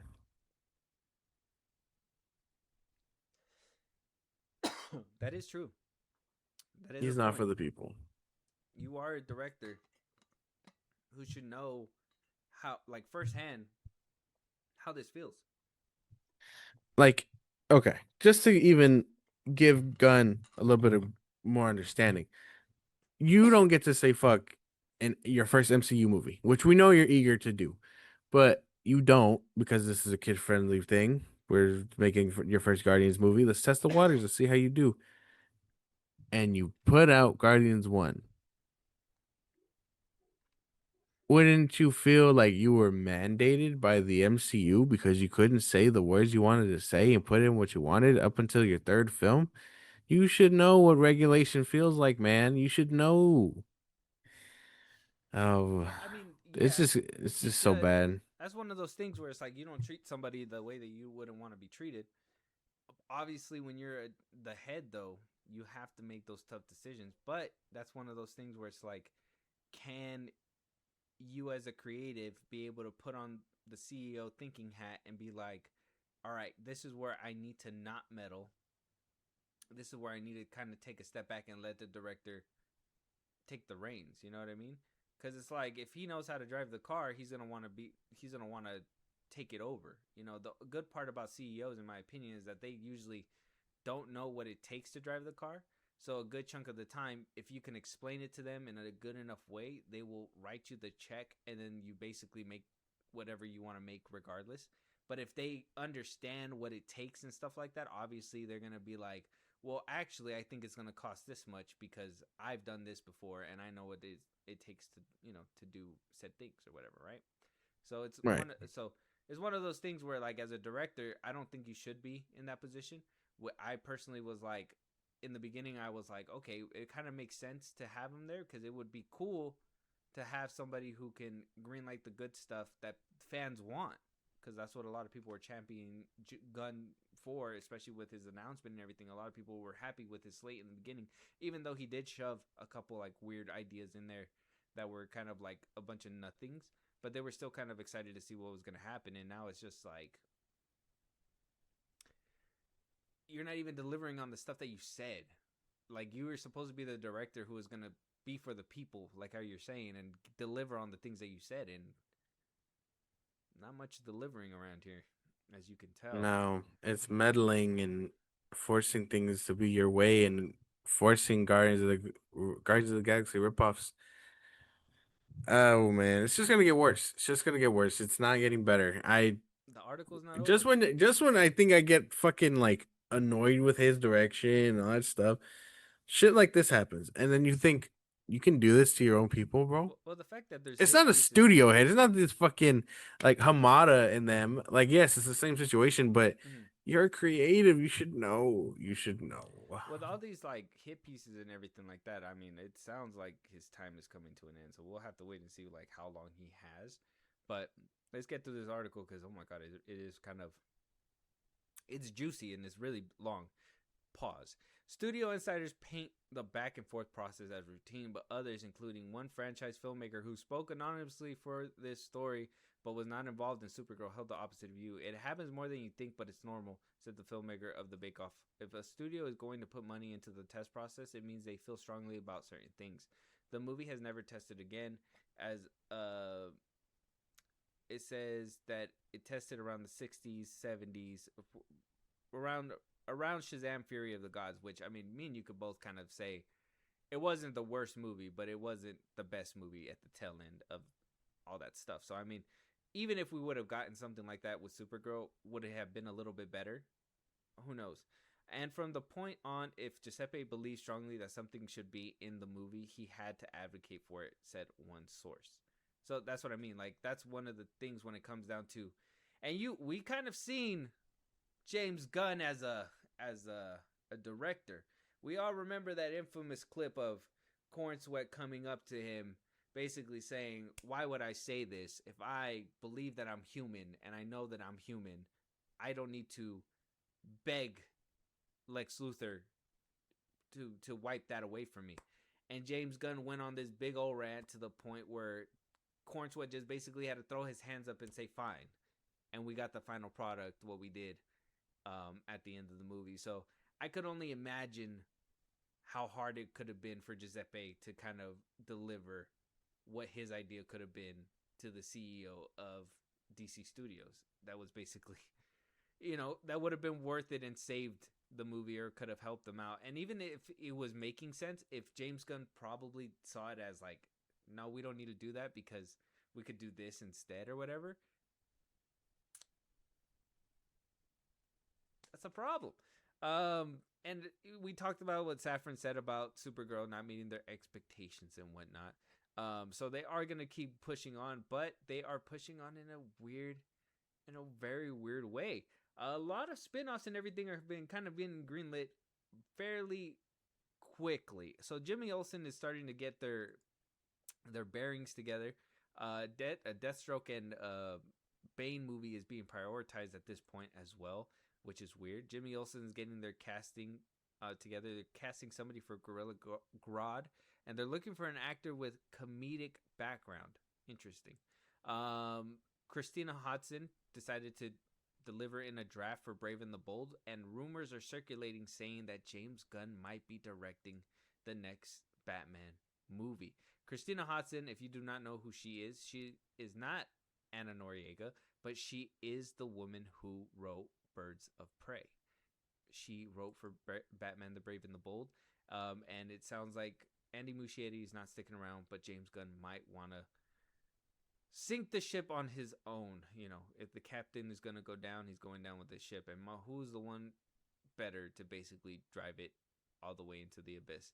And last but not least, the final fast-tracked show that seems to be coming up quick because rumors are coming out that James Gunn's DC contract may be up this year by the end of 2026 or early 2027, which, I mean, if our money is correct, I believe it would be March 2027 or around like, March or April 2027. So he's trying to fast track these projects, it sounds like, with a Mr. Terrific show also being put into the works. That one seems a little bit far off. So, like I said, Supergirl does bad. We get all these rumors. Craig Giuseppe points fingers. James Gunn is staying quiet. And then we get all these announcements for DC Studios projects that sounds like James Gunn is on his way out, so he is going to completely just greenlight a bunch of stuff. Now, some people are asking, what is Deathstroke and Bane? What could they even possibly do, especially with Supergirl not pulling in money at the box office? What could this possibly be? In theory, I think that this is the working name for the Batman movie. I think we're going to get a Bane and Deathstroke within the Batman movie, and I think that, We might be getting reports as it might be 2 different movies, but I believe this is gonna be James Gunn's one movie because we can't do we can't just do Batman. We need an ensemble. We're obviously gonna get Damian. We're gonna get Batman. We're probably gonna get a couple cameos from Dick or whoever other Nightwing that might be there, and we're probably gonna get a couple villains because why not? I don't know. I don't know if this is a working thing for the Batman movie. I think this could be its own thing. If I was smart and I'd put this together, I would make Deathstroke our protagonist, and he's going after Bane and some stuff. He's hired to do that. Like, I don't see a problem with that. Why would you have I a do villain think movie going after each other? Deathstroke isn't okay. Deathstroke does stuff for money. That's the point. Like he's can be morally gray Ayo. depending on the bill. Oh shit! It just take the dollar amount for this man. Yeah. Oh hell yeah. Oh, The moment shit's like it's either anything. it's either he's doing it for the bill or he has a personal tie to it, or the third option is like he gets double crossed, and in which case he's like, all right, fuck it. If the rules are out the window, morals out, the codes out the window, I'm going after whoever I got to go after. So maybe he's going after Bane, who double Okay. crossed him, So or that's another someone theory paid him too. to do It that. could be centered around them, but as Deathstroke being the one hunting Bane down. How well do you think that would do with like clearly no Batman involvement if they were to put 2 Batman villains together? No Batman involvement, and this would have to be like fucking like that, like DC meets John Wick meets fucking, just bodies in the floor. You know what I mean? Like that's kind of what we would need, along with like the big ending clash of these two, like just going at it. Mm. Like that could be something. I think that could be pretty cool.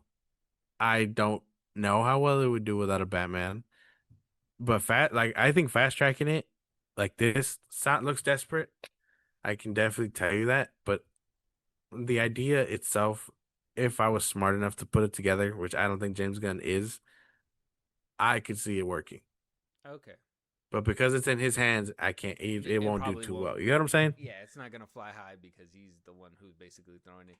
I could get behind what you're saying. I could also think as well. I'm also on the side as it could possibly be the working thing for a Batman movie if they're greenlighting 2 movies and there could only be one. Why not just merge them together? You know what I mean? But I do like the idea that you're kind of spitting out too. That sounds really fun as well. What about a Gorilla God having this comedic undertone for this Jimmy Olsen series? Fuck this show, dude. Fuck this show. There's no way people give this much shit about Jimmy Olsen.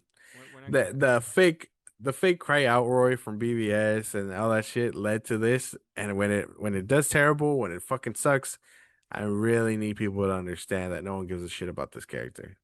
Mm-hmm. It, apparently, this might be the next one that films after Man of Tomorrow. So, we get Seth Rogen as the gorilla, or what? Shit, dude, probably.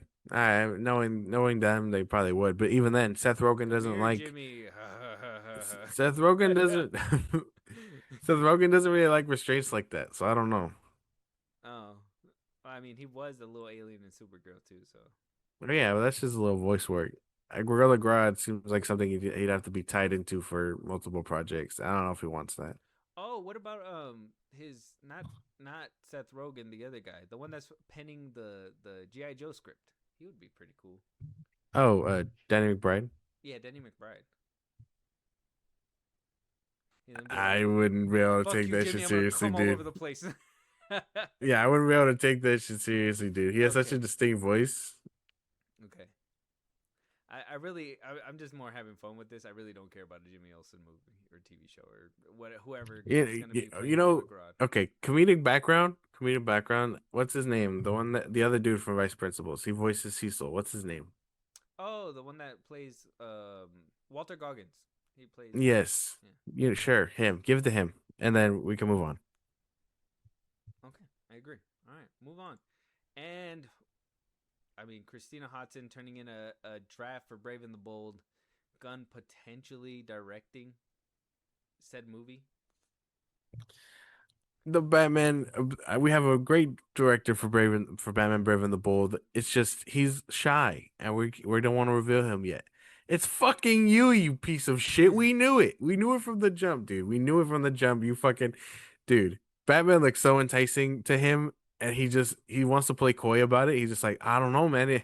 We just want to figure it out. We want him to be the opposite of Batman.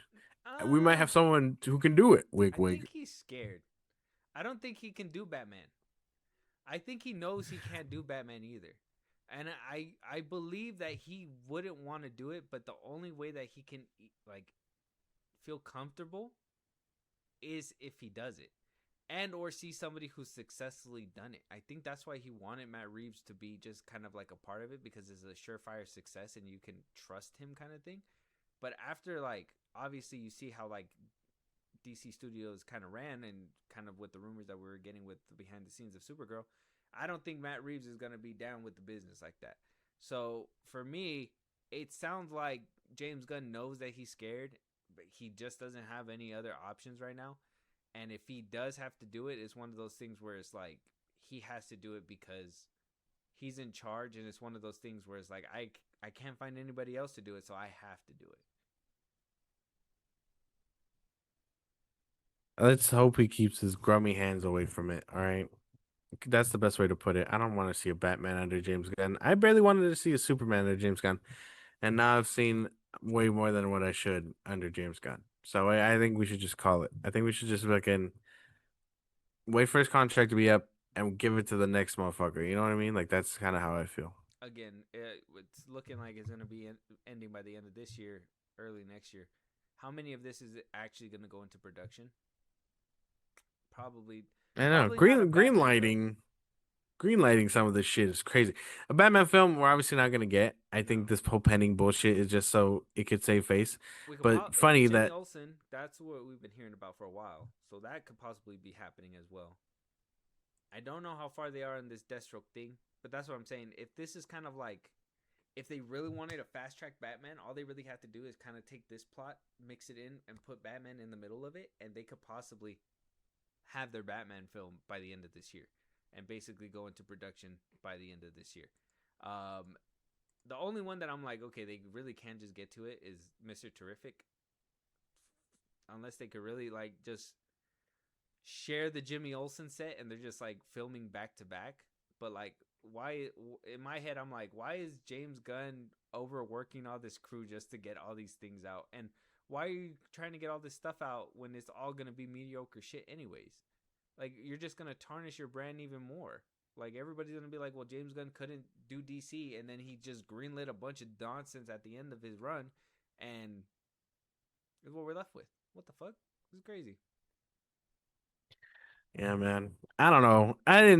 Unfortunately, I didn't like Mr. Terrific as much as everyone else did.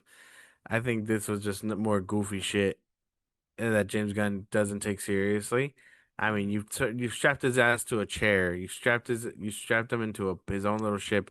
You gave him a fucking lame ass song for his battle too, and like that's the thing. People are mad about that one. They should definitely be mad about that one, or they're mad about Supergirl's needle drop. They should definitely be mad about the one in Mr. Terrific's drop.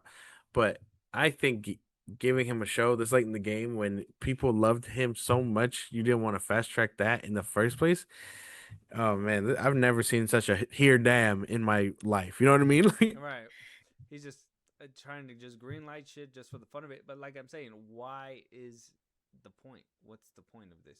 Does that just give him a little bit more work towards the tail end of his contract, saying that he needs to just finish obligations? You know what I mean? Like, does that just give him a little bit more work as he looks for more work? I wonder if that's the case. I don't know, because at that point they could have someone else do it if they really Just wanted to. basically You know what I somebody mean? else oversee it, right? But he would still have some kind of involvement to some capacity, right?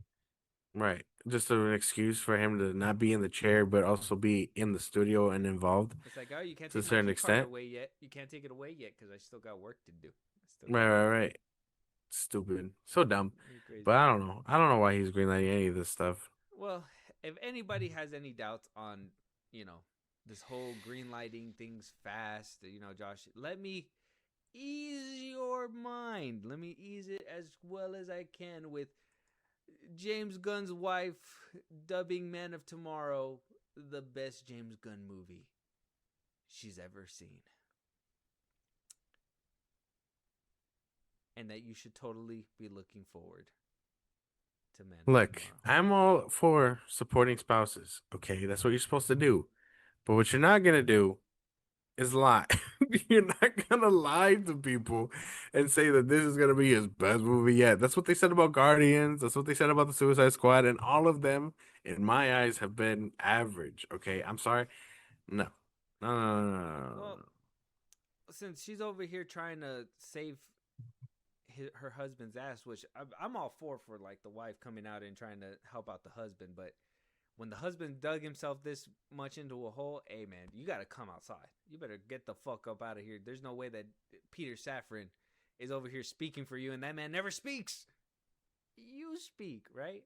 But if you had any doubt on what Jennifer Holland had to say about her husband and what kind of work he could bring to the table, she did go on an interview to basically tell us she might be the reason why season 2 was as bad as it was. Let's go ahead and hear what she has to say about her input on a James Gunn script.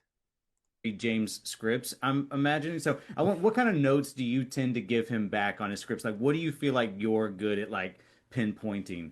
I think one of the best helps that I gave James, for instance, when he was writing season 2 of Peacemaker, and I read the first draft of like an earlier version of the story that he was coming up with. I was like, we haven't seen these characters for like 3 years by this time. We want to know what's been going on with the characters. Where have they been?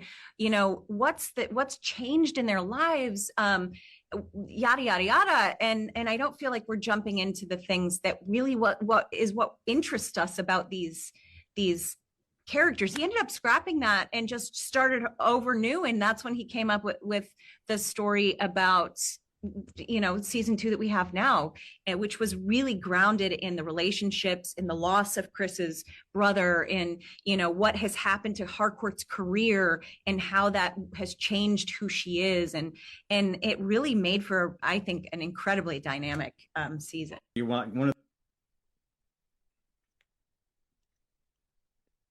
Did you feel like season 2 of Peacemaker was a very incredibly dynamic season? No.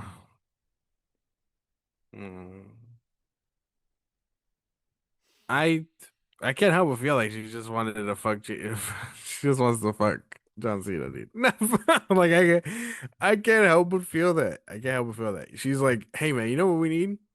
I need a kiss scene with John Cena. Like that.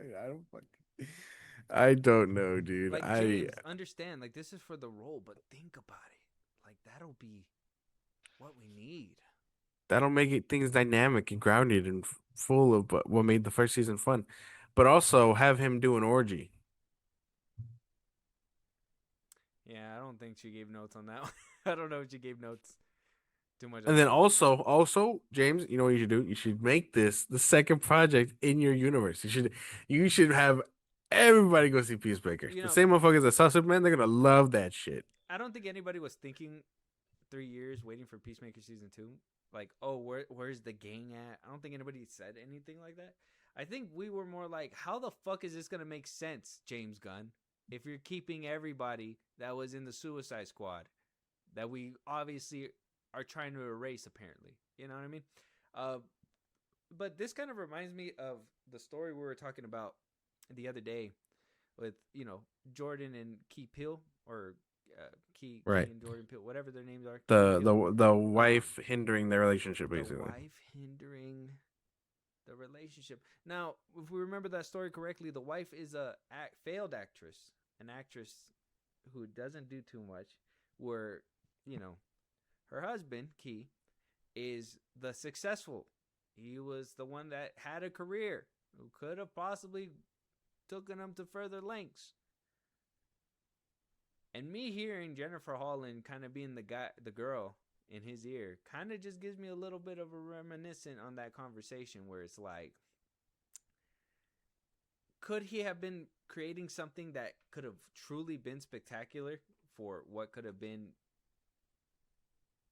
a better opening for what what could have been an introduction worthwhile within the DCU in Peacemaker season 2. Because if you're over here trying to rack your brain and, you know, can't really nail it and all that stuff, it's because you're trying to get it right. And she just kind of comes in and is like, nah, that's not what we're worried about. We're worried about other things. And he's just like, all right. And then we could just put concerts and my music in here too. And orgies and shit. It's like, I don't think you helped them, lady. I don't think those are I don't know.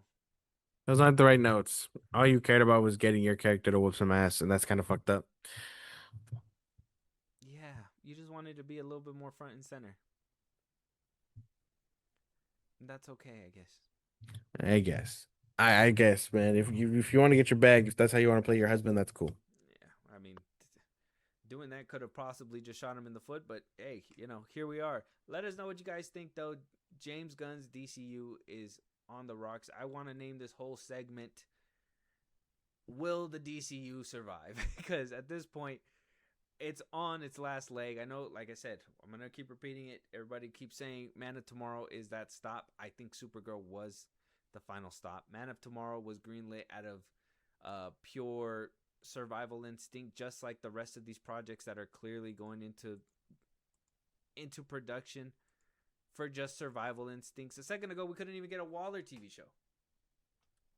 Now all of a sudden we can get all the TV shows in the world, like right, and all the ones that we don't really care about, and what it seems to me looks like is the least expensive.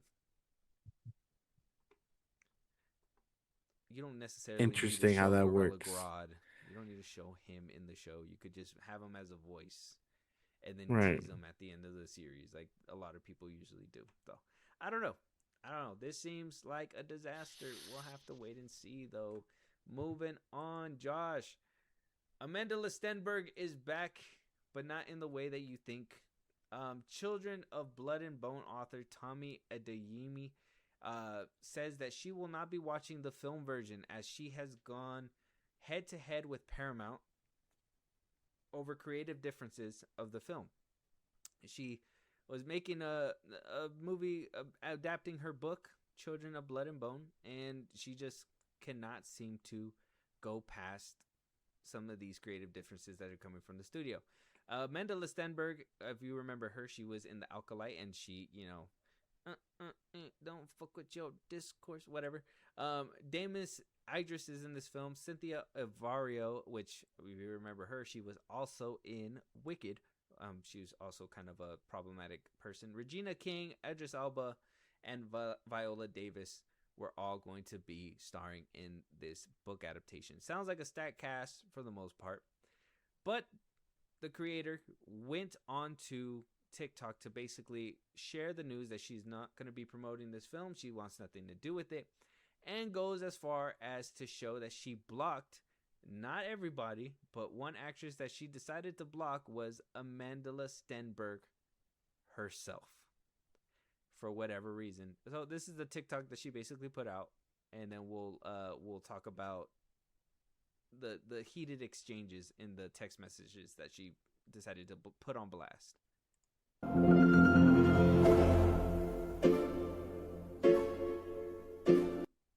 It says there, oh shoot, why don't you post about the adaptation of your first film? Why don't you post about the adaptation of your first film adaptation anymore? And then you just see a bunch of screenshots and text messages. It says, don't ever use my name in an interview, don't ever talk or text me. And that was to Amanda Stenberg. It's like a chat where she's just telling everybody to fuck off. She's basically letting everybody know, fuck off. So it says here, according to the screenshots, the author sent messages in February 2025. This would have been around the time where Stenberg posted a video on TikTok in which she responded to colorism backlash surrounding her role and said that Adeyemi had supported her casting. That post has since been deleted. Adeyemi's Saturday post included another screenshot of messages to unidentified recipients with the author writing, "Since someone asked, I have not seen the film and I will not watch it. It's been painful holding this back from all of you." She added, "I am sorry if any of you thought I didn't care. I will always care about us more than any glitter," which I'm assuming is the money and all that stuff. When she posted on TikTok, comments were asking what happened, what are her feelings and all that stuff. She says, I don't mind anyone going to watch the film.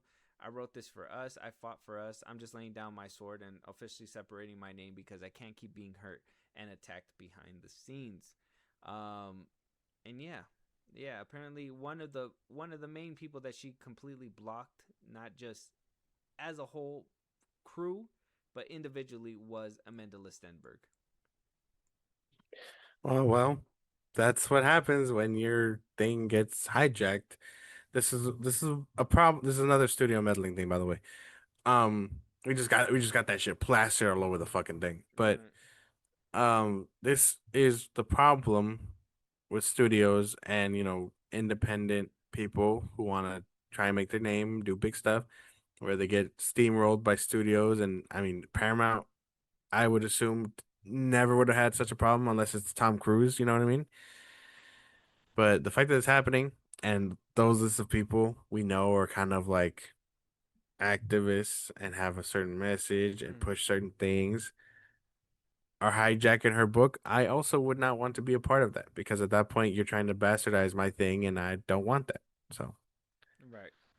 And I mean, this is kind of like a strike against Paramount as well, because as Paramount being the company who's buying Warner Brothers and trying to show and be like, hey, we're trying to make the best films as we can, and you kind of pissing off the author who you're basically basing your movie off of, adapting their book and all that stuff, has to be an issue. Right now, this could totally be a creative issue with the actors, and the Paramount is just siding with the actors and the creative team that is making this book turn into, because obviously she's an author. You can write books, but you don't know how to make movies, right? So Paramount obviously got to have some say in what the film's going to be put out there and whatnot, and yada yada yada. But for her to go out of her way and go straight for an actor says that she's having issues with said actor. Paramount's taking the side of the actor because they already want to either change things within the story, and it would make things a lot easier if she kind of just willingly just stepped off on her own. You know what I mean? So kind of sticking with the crew and all that stuff would be better in the long run, regardless. I would have just assumed, right? Yeah, I would say that this is more a strike on Paramount for what they're doing, because right now they should really be on good behavior, just so to get the public audience to be like, hey, they are going to do whatever they need to do to make sure that movies are coming out, movies are being pumped out, and we're getting the best version of those movies, right? And in my opinion, to get that best version of those movies, she may not be a movie maker, but she is the author, and she can kind of visualize and kind of help paint the picture for people to put it onto the big screen and whatnot. right. And like, yeah, exactly. Without her, this idea probably doesn't even exist. You know what I mean? Right. For Paramount to have this kind of hot water when they're trying to close a deal and all that stuff, you don't need to fire in house when you're trying to do that shit, bro. Come on, there's people watching. There's so people like, watching.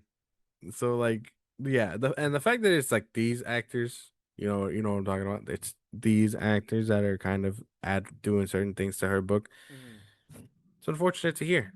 Yeah, but we all know that it's Amanda Listenberg has been a problem, right? Her, Rachel Zegler, all these people that are just coming out. Millie Alcock is apparently putting herself in that mix as well. So it's like we're getting all these people that are just problematic, and it's unfortunate that the author's walking out, because it'd be better, if we get them throughout the whole process to get the best product that we can possibly get. But I mean, with what we got, I guess we got so many problems within Hollywood. I guess this is just one of those that it's unfortunate, but we gotta let this one go. And it's hopefully, if the movie comes out, it's good on its own. Let's hope. And the book doesn't have to be the extended cut of whatever you're watching or whatever, right? But yeah, it is what it is. Let us know what you guys think. Amanda Listenberg, her name's in the business, but she is smart enough to keep herself out. As long as she's not dropping a diss song on her, I think we're okay. All right. All right, man. All right. Let us know what you guys think. Moving on, Josh, Warner Brothers is now all in on the YouTube meme horror thing, the obsession train, the backrooms train has sparked creativity where Siren Head is now being the next talked about evil movie to come out of the Zach Greger mastermind. Brad Duffield is directing, and Weapons filmmaker Zach Greger will be co-writing this film. So we're getting a couple horror people to get this job done. But what I need to know is, what the hell is Siren Head? I don't know what Siren Head is. So it's another YouTube thing. I'm not too sure. I know I've seen a couple videos on it. It's like I don't even. It's not like post-apocalyptic. I thought this was more down the road of like Silent Hill, where it's like you hear the siren head, you avoid him and all that stuff. He kind of just passes by, but you make noise, he comes after you type shit. So it could be pretty good, but I'm not too sure. So we're just gonna have to wait and see a little bit on that. But I mean, cool that the concept and all that shit comes from YouTube. You know what I mean? Can't be mad at that. I mean, they're going all in. Let me see, Siren Head, just so we can get a glimpse of what this might be.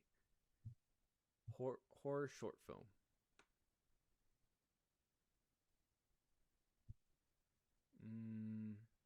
You want to watch this on pod or off pod? Okay, I say we can watch it on pod, but let's like cut to the juicy stuff. Okay, cool.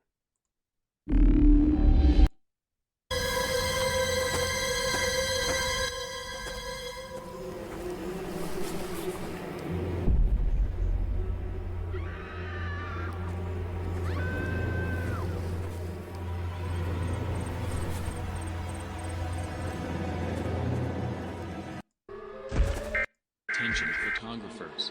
The deadline for the contest has been extended.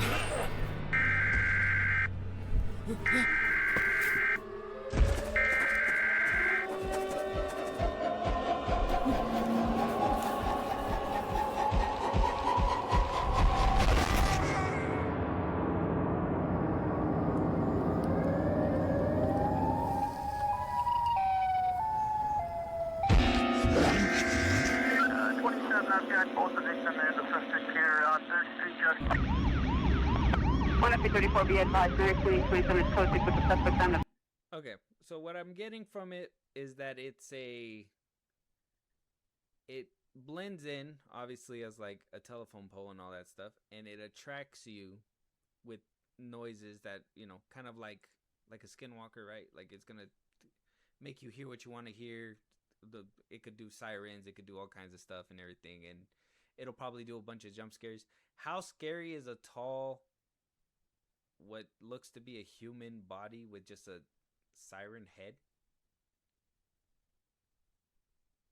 Yeah, this is supposed to be like foggy, and the atmosphere is supposed to be a little different. That was clearly during the day. They couldn't like replicate that, but you know that's the vibe. It's supposed to be like eerie and all that stuff. So, but I do like okay. I don't like. You haven't. I'm waiting on Zach Cregger. I'm waiting on Zach Cregger to do good work again. But Brian Duffield, okay, he did The Babysitter. We like The Babysitter, don't we? We did Insurgent. He did No One Will Save You. He did Underwater. Okay. You know, he's done a pretty good chunk of movies that I know we've kind of enjoyed. So I think it's in good hands. Okay. Yeah, and I mean Resident Evil is going to be coming out soon too, so that'll be kind of like a good testament on what Zach Cregger can act. You know, we weren't a fan of Weapons, but hopefully he'll bounce back for us pretty easily. But a Siren Head, I mean, this kind of seems like we saw the success that everything was having with the YouTube stuff, so we kind of just want to jump on top of it as soon as possible. And instead of getting something that's an actual really, really good idea, we're going to get the very first thing that come to our table that's like somewhat eerie and creepy. And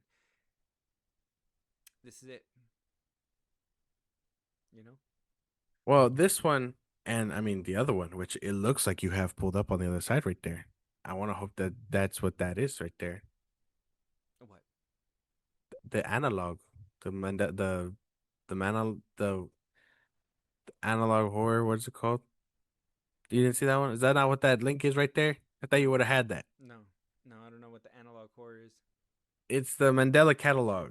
or something like that. Oh, I heard about that one. I just didn't know what that was. I didn't know how. It's another YouTube thing, and Oh, actually, okay. that one's actually a lot better. Okay, and what is that? Okay, so it's the same thing, except this one deals with it deals with like doppelgangers, Yeah.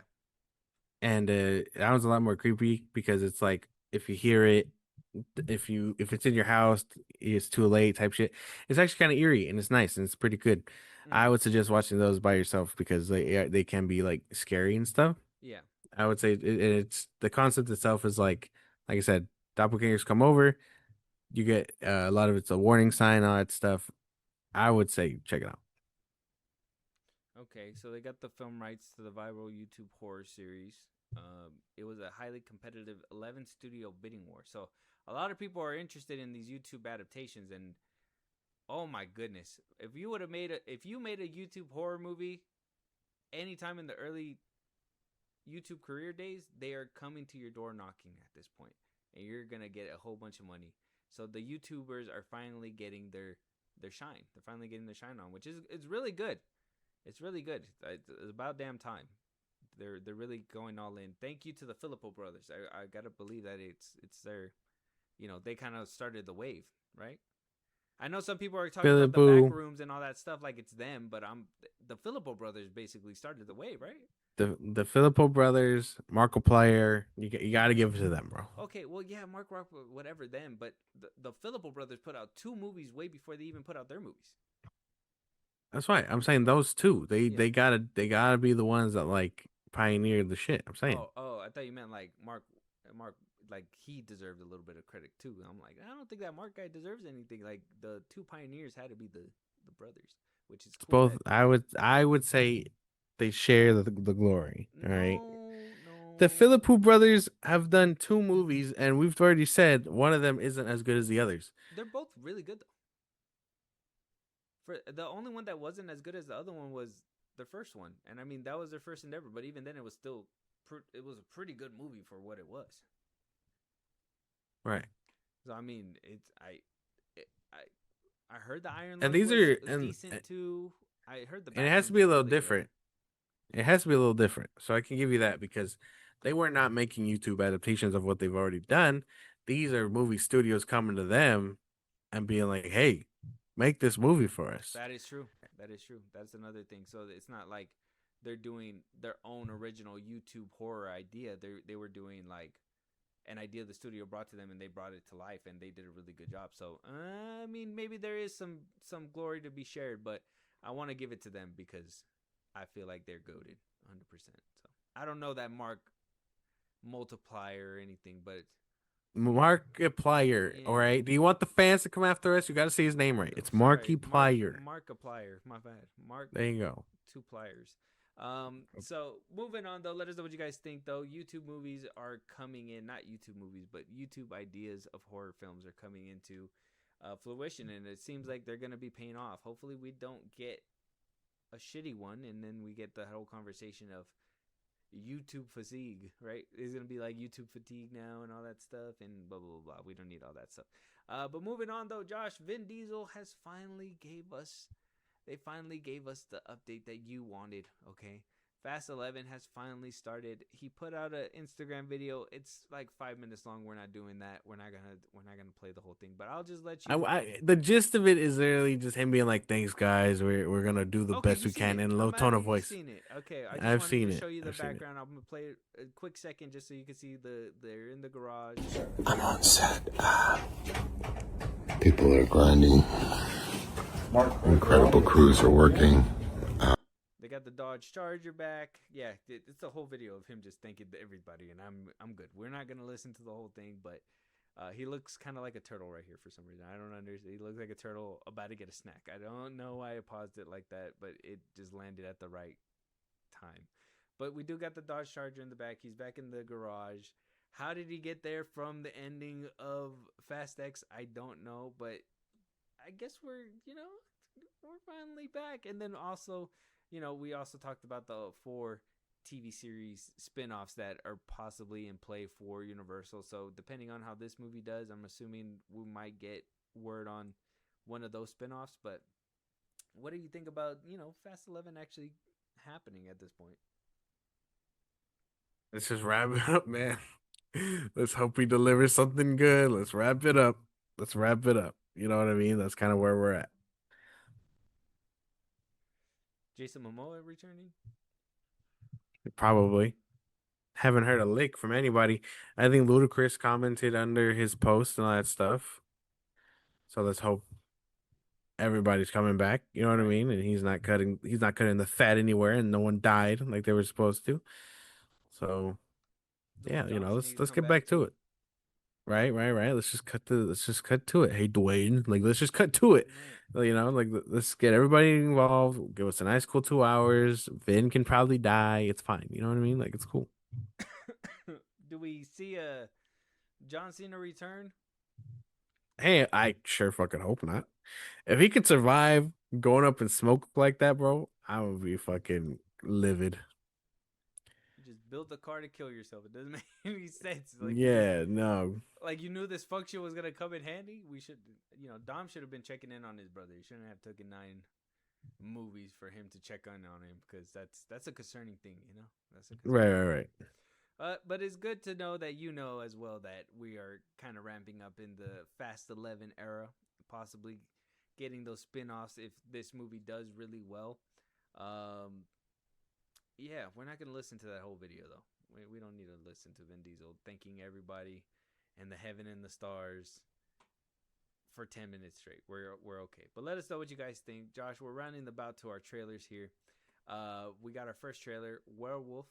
Robert Eggers is coming back, all right? Gave us Nosferatu with Aaron Taylor Johnson and Lily Rose Depp. And now he's giving us Werewolf with Aaron Taylor Johnson and Lily Rose Depp. So, he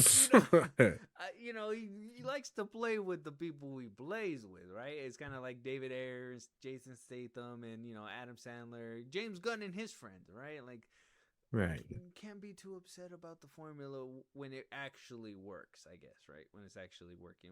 You were a fan of Nosferatu, I believe. I did. I like Nosferatu, yeah. Freaky ass movie. You know what I'm saying? But yeah, we got Werewolf, like I said, returning actors. What are we expecting out of another Robert Eggers film? From what I've heard already, like what it's about, I'm hoping it's good. I'm hoping we get like a creepy ass transformation of Aaron Taylor Johnson turning to the Wolfman and all that stuff. Like I hope he gets pretty good. Okay. All right. Same thing. I just, Robert Eggers needs to not be so freaky this movie. Like let's try to it's still going to be kind of bad, I'm pretty sure, but it's going to be excitingly good. Can't wait. And then you can see somebody hanging in the background right here in the beginning thing, just to give you, it's not a branch. I thought it was a branch for a second, but I'm like, no, somebody's actually.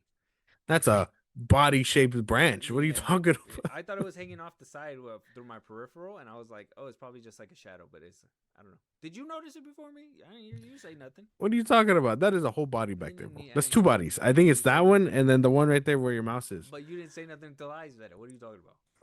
That looks like a body. I didn't know we were just calling out dead bodies. That's crazy. I thought we both knew it was a branch. All right, let's get into it.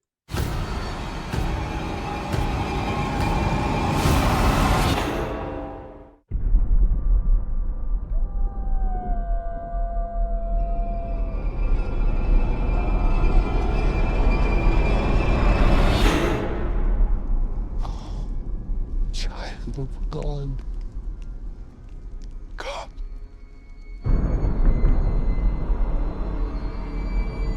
Do not dread the darkness. Embrace it.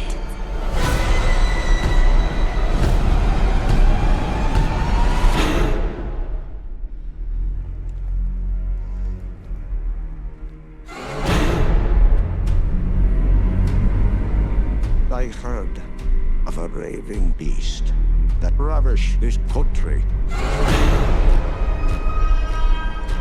Keep my husband safe from his cursedness.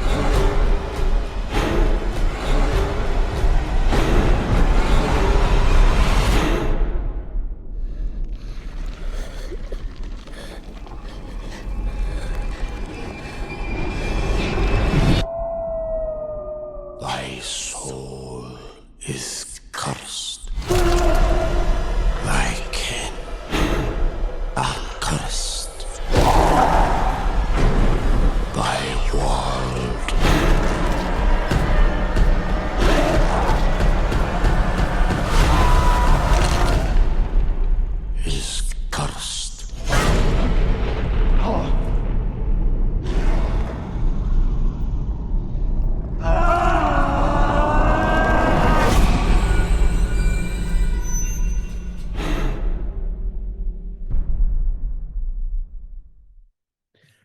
Christmas?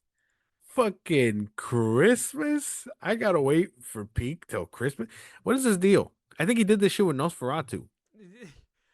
Well, this is what he likes to do. This is like the era. There's something wrong with him. There's something wrong with him. No, oh. That movie looked too real. There's something wrong with him. He did a great job. It looks really good. It looks really good. I'm excited. Yeah, there's probably something wrong with him, but it looks really good. I can't believe, I never thought Jordan Peele was, as good at horror until we found out that, there's something wrong with him for sure.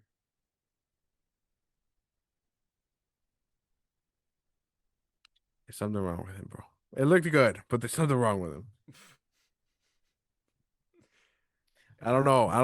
I shouldn't like it as much because I know there's something wrong with it, but yeah, I like it. It's worth a watch. I mean, if you like Nosferatu, I mean, it's the same thing. You're just kind of like, wow, like there's something wrong with him because he's not shying away from the crazy stuff, right? And that's a lot of the things that you would kind of expect from like a werewolf movie and all that stuff. Like, there's no point for like a handsome Hugh Jackman walking around and, fighting CGI werewolves and all that stuff when we can get as close to realism as we can and grounded. And this is what we get with that. And it's actually insane. I wonder if he really liked him in Nosferatu as the guy. And he was just like, you should be the werewolf guy. Like, you couldn't be my Nosferatu, and that's a shame. But you would kill it as this guy. Like, I wonder if that was a conversation they had. I think so, too. I mean, we noticed William Dafoe is also in here, too. So it's like, he's probably looking like fucking Ebenezer Scrooge. Yeah, he's just probably creating that close-knit group, kind of like what Wes Anderson has been doing. Adam Sandler does it. You just kind of work with the people that you know can bring out what you basically need.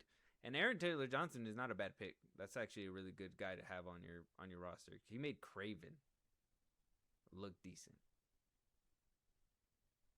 That movie was not that good. Best part of that movie was him. So, yeah. Same thing with Bullet Train. I can't even lie. All right, man. All right, dude. man. Okay, yeah. Moving on, dude. Bad Bunny. I know you're gonna say Bad Bunny. All right. Hell no, not Bad Bunny. Yeah, I was gonna say literally anybody else. That's why I said Aaron Taylor Johnson, and you were like Bad Bunny. So I mean, I don't know. That's not what I said. I was literally anybody else. You could have been like, yeah, him. Literally. Nah, man. Bad Bunny. No, dude. No. Fuck no. Not Bad Bunny. What you guys think, though? Werewolf trailer is out on YouTube right now. Josh, moving on. We have Union County starring Will Poulter and Noah Centineo. If we know who Noah Centineo is, he played Adam and what's his name? Was it? He was Adam Smasher. Or Adam. Smasher. The Adam. You're right. Adam, whatever. And Black Adam. And Black Adam. And he's going to be in Street Fighter. He's going to be in Street Fighter. He's also going to be playing Young Rambo. Nice. Or Young Stallone or something like that. So he's going to be playing in here. Will Poulter's going to be in here. I think the last thing we seen Will Poulter in was Guardians 3. Am I correct? I saw him in The Bear. You saw him in Guardians 3. Is season 5 good? I'm hearing bad things. It's okay. I would have preferred a different ending, but yeah. I'm so sorry. Do we still got Will Poulter? Yeah, you still get him. Yeah, he shows up in season 2, and then after that he becomes like a regular, so it's okay. Okay. All right, let's jump into this trailer and see if it's worth a watch. I'm Cody, and I'm an addict. I've been addicted to opiates since I was 17, and I'm part of the adult recovery court program, and so I'm here. So the basic rules are to abstain from drugs and alcohol, attend the court sessions and appointments, and to submit to drug and alcohol testing. Familiar with these? Bathroom's at the end of the hall. I'll be right behind you. We treat everyone on a case-by-case basis. There's no rubric, but back to jail is always an option. Okay. You see the guy over there making up with that girl? That's my brother. That's my friend Kim. Sorry about that. Go for it. Do you need anything? Is there anything we can do to help you? No. Are you sure? Yeah, I'm sure.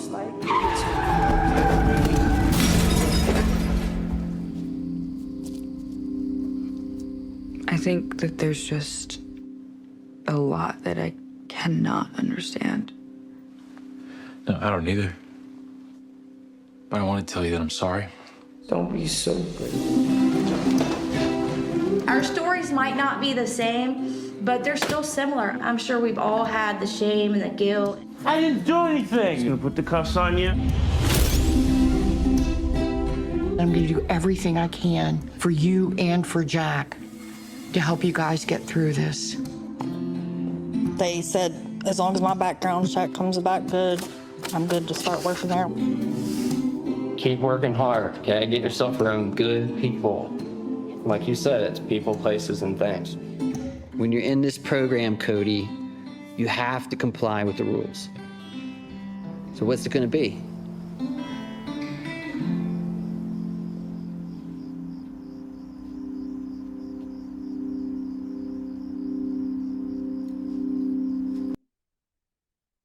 Dominic Fike is making a song for this movie too. That's nice. It looks good.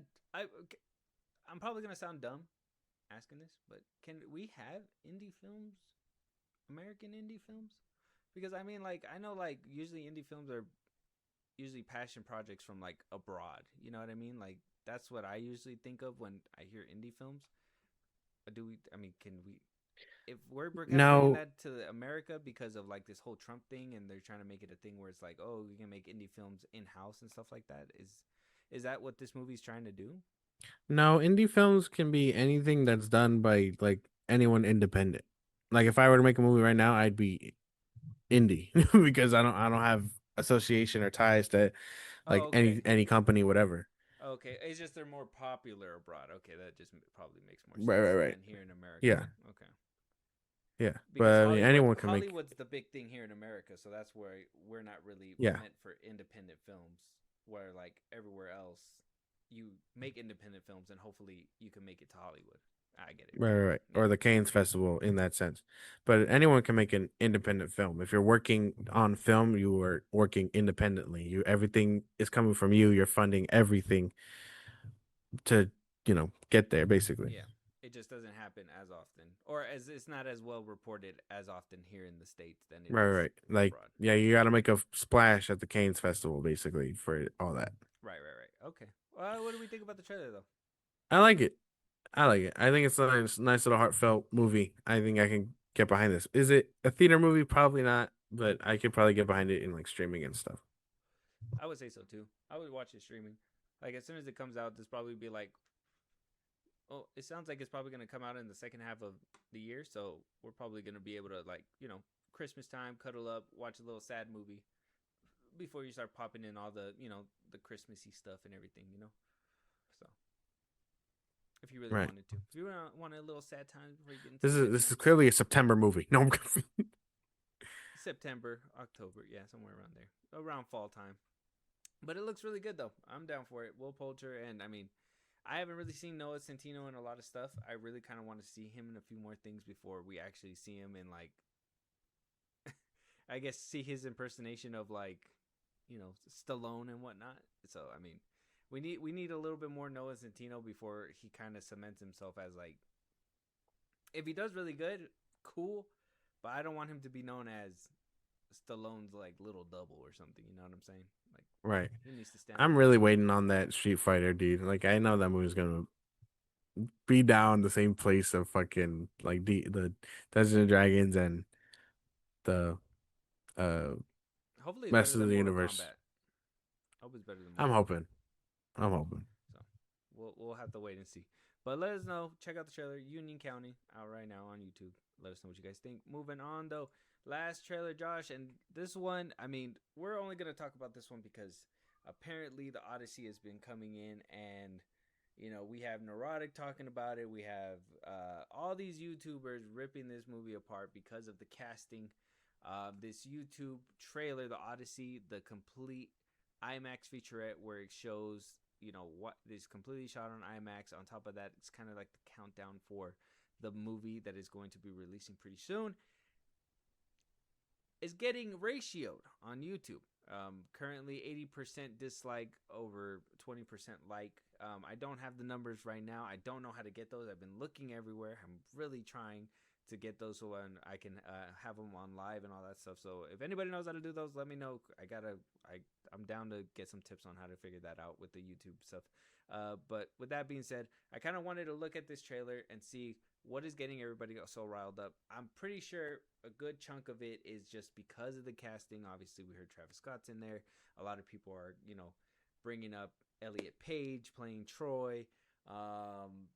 We also have Nia DaCosta, I believe she's going to be in this film as well. And that's something that a lot of people are like kind of looking at sideways for some reason. Obviously, it's one of those historical things where it's like, oh, the books and whatever. It's kind of like when they were like, what were they saying? When that Assassin's Creed game came out and they were like, oh, it's a black samurai or something. And they were like, oh yeah. Black samurais and whatnot. Like, it's one of those things. So I think Neurotic called it the culture wars, basically trying to put in feminism into old books and put in racial stuff into these things and trying to raise awareness and blah, blah, blah, blah. I wasn't getting that. I don't think Christopher Nolan is one of those people to play that kind of game. I'm not sure. I can understand on the optics why people would think that and why Neurotic would kind of bite onto this kind of thing. But Nolan has never been that kind of guy, and he's never been that person to add those kinds of things. I think if he casts somebody, I'm pretty sure it's because they are meant for that part in his mind. So I don't know. I don't know if you've been hearing some of this conversation surrounding the Odyssey. I need to brush up a little bit more, but I'm pretty sure that's basically the gist of it. Nah, I haven't heard anything like that. That's insane. The Twitter, I'm sorry. Christopher Nolan is right to ignore half these motherfuckers. That's the best way I feel about it. And that's why I'm pretty sure he's not doing the influencer screenings because, also another reason why I did a little bit digging too when we talked about it last time, that's something that he was kind of opting out of as well.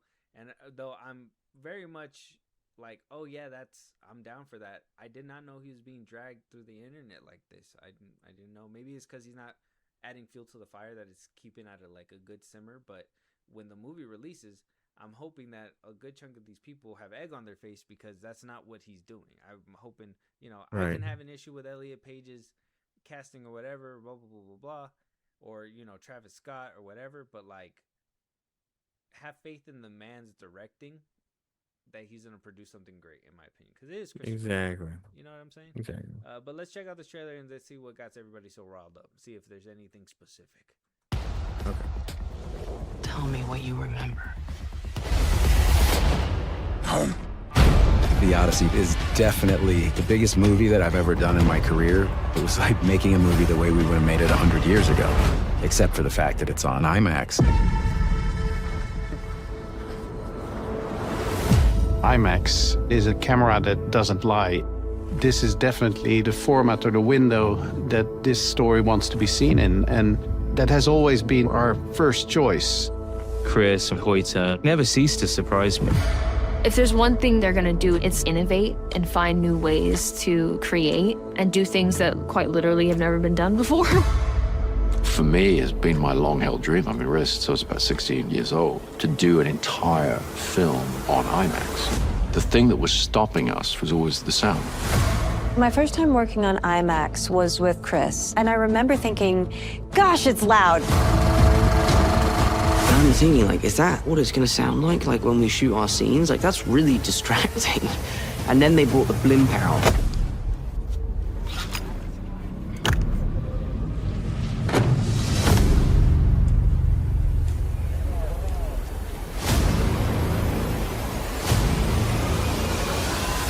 We had gone to IMAX and sort of challenged them to create new cameras that were quiet, or at the very least, create a blimp that would baffle the noise of the camera.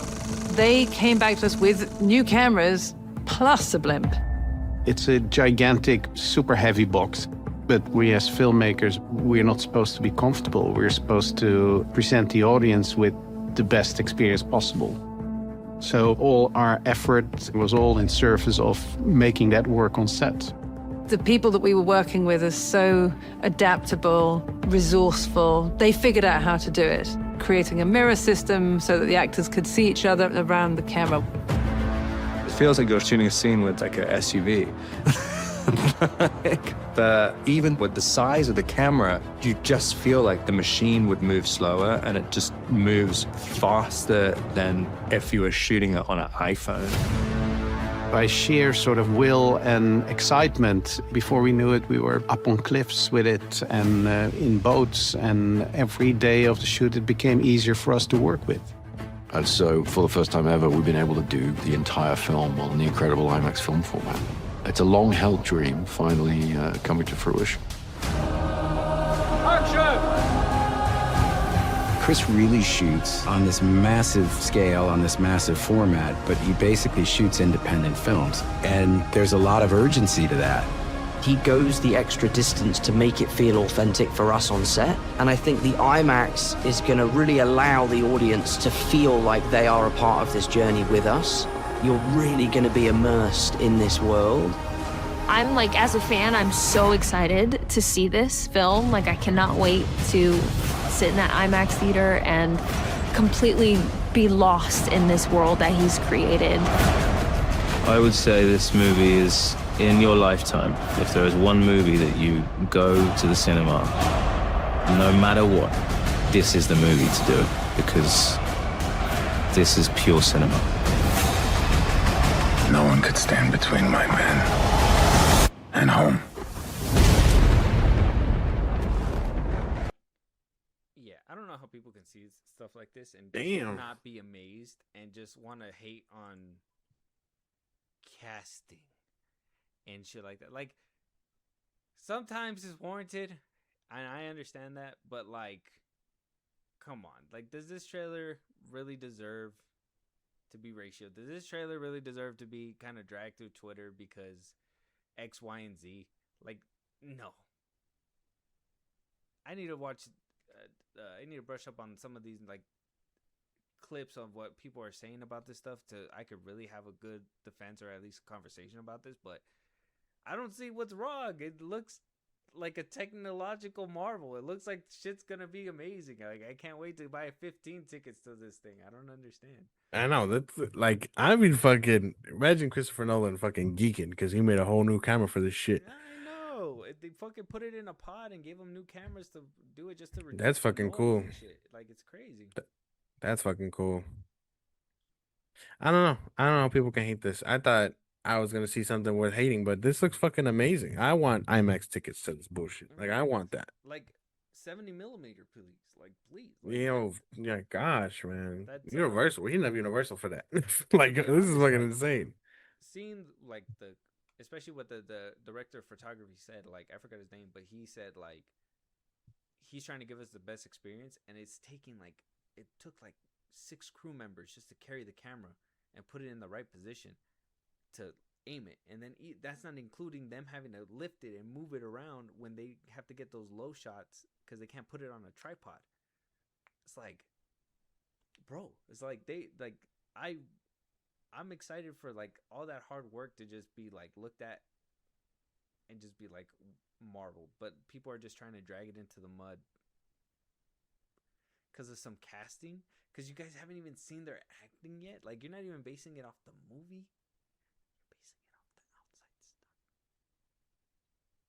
Crazy. Yeah, that's the thing. Their wokeness and their politics, all that stuff gets in the way of them enjoying good stuff, but not us. We just call it like it is, man. I'm down for it. I'm still down Yep. for it. I can't. Yep. We'll brush up on the other stuff, Josh, because we have to, so we can be completely informed on why why these people are up in arms right now. Okay, we're gonna have to figure that out for another episode though, because this will be our last topic for this one. This one is kind of a long one, so thank you for bearing with us. But you know, DC, Marvel, Sony cheating us out. We got new movies coming in, possibly digging into the bottom of the barrel of the YouTube genre already? We don't know. We have so much more to talk about on our next episodes, but this was a really good week for us, and thank you guys for listening to us, coming along with us. If there's any topics that you guys want us to be talking about, any movies you want us to review, TV shows, Josh, they want to hear their voice on one of these episodes, let them know where they can talk to us and do all that good stuff. Twitter, TikTok, Instagram at Filmbros Podcast. Post on episodes up. Can hit us up there for news and movies you want us to cover. Bust about link in the social I just gave you. It's like Patreon. Subscribe me on the show. Go greatly appreciate it. Listen to us Integrate Your Podcast at Filmbros Podcast, Spotify, YouTube Music, Apple Podcasts. Again, wherever you get your podcast. Be part of the conversation. Twitch at Filmbros Podcast. And what's all done, subscribe to YouTube at Filmbros Podcast. And with that being said, we'll talk to you guys on the next one. Talk to you guys later.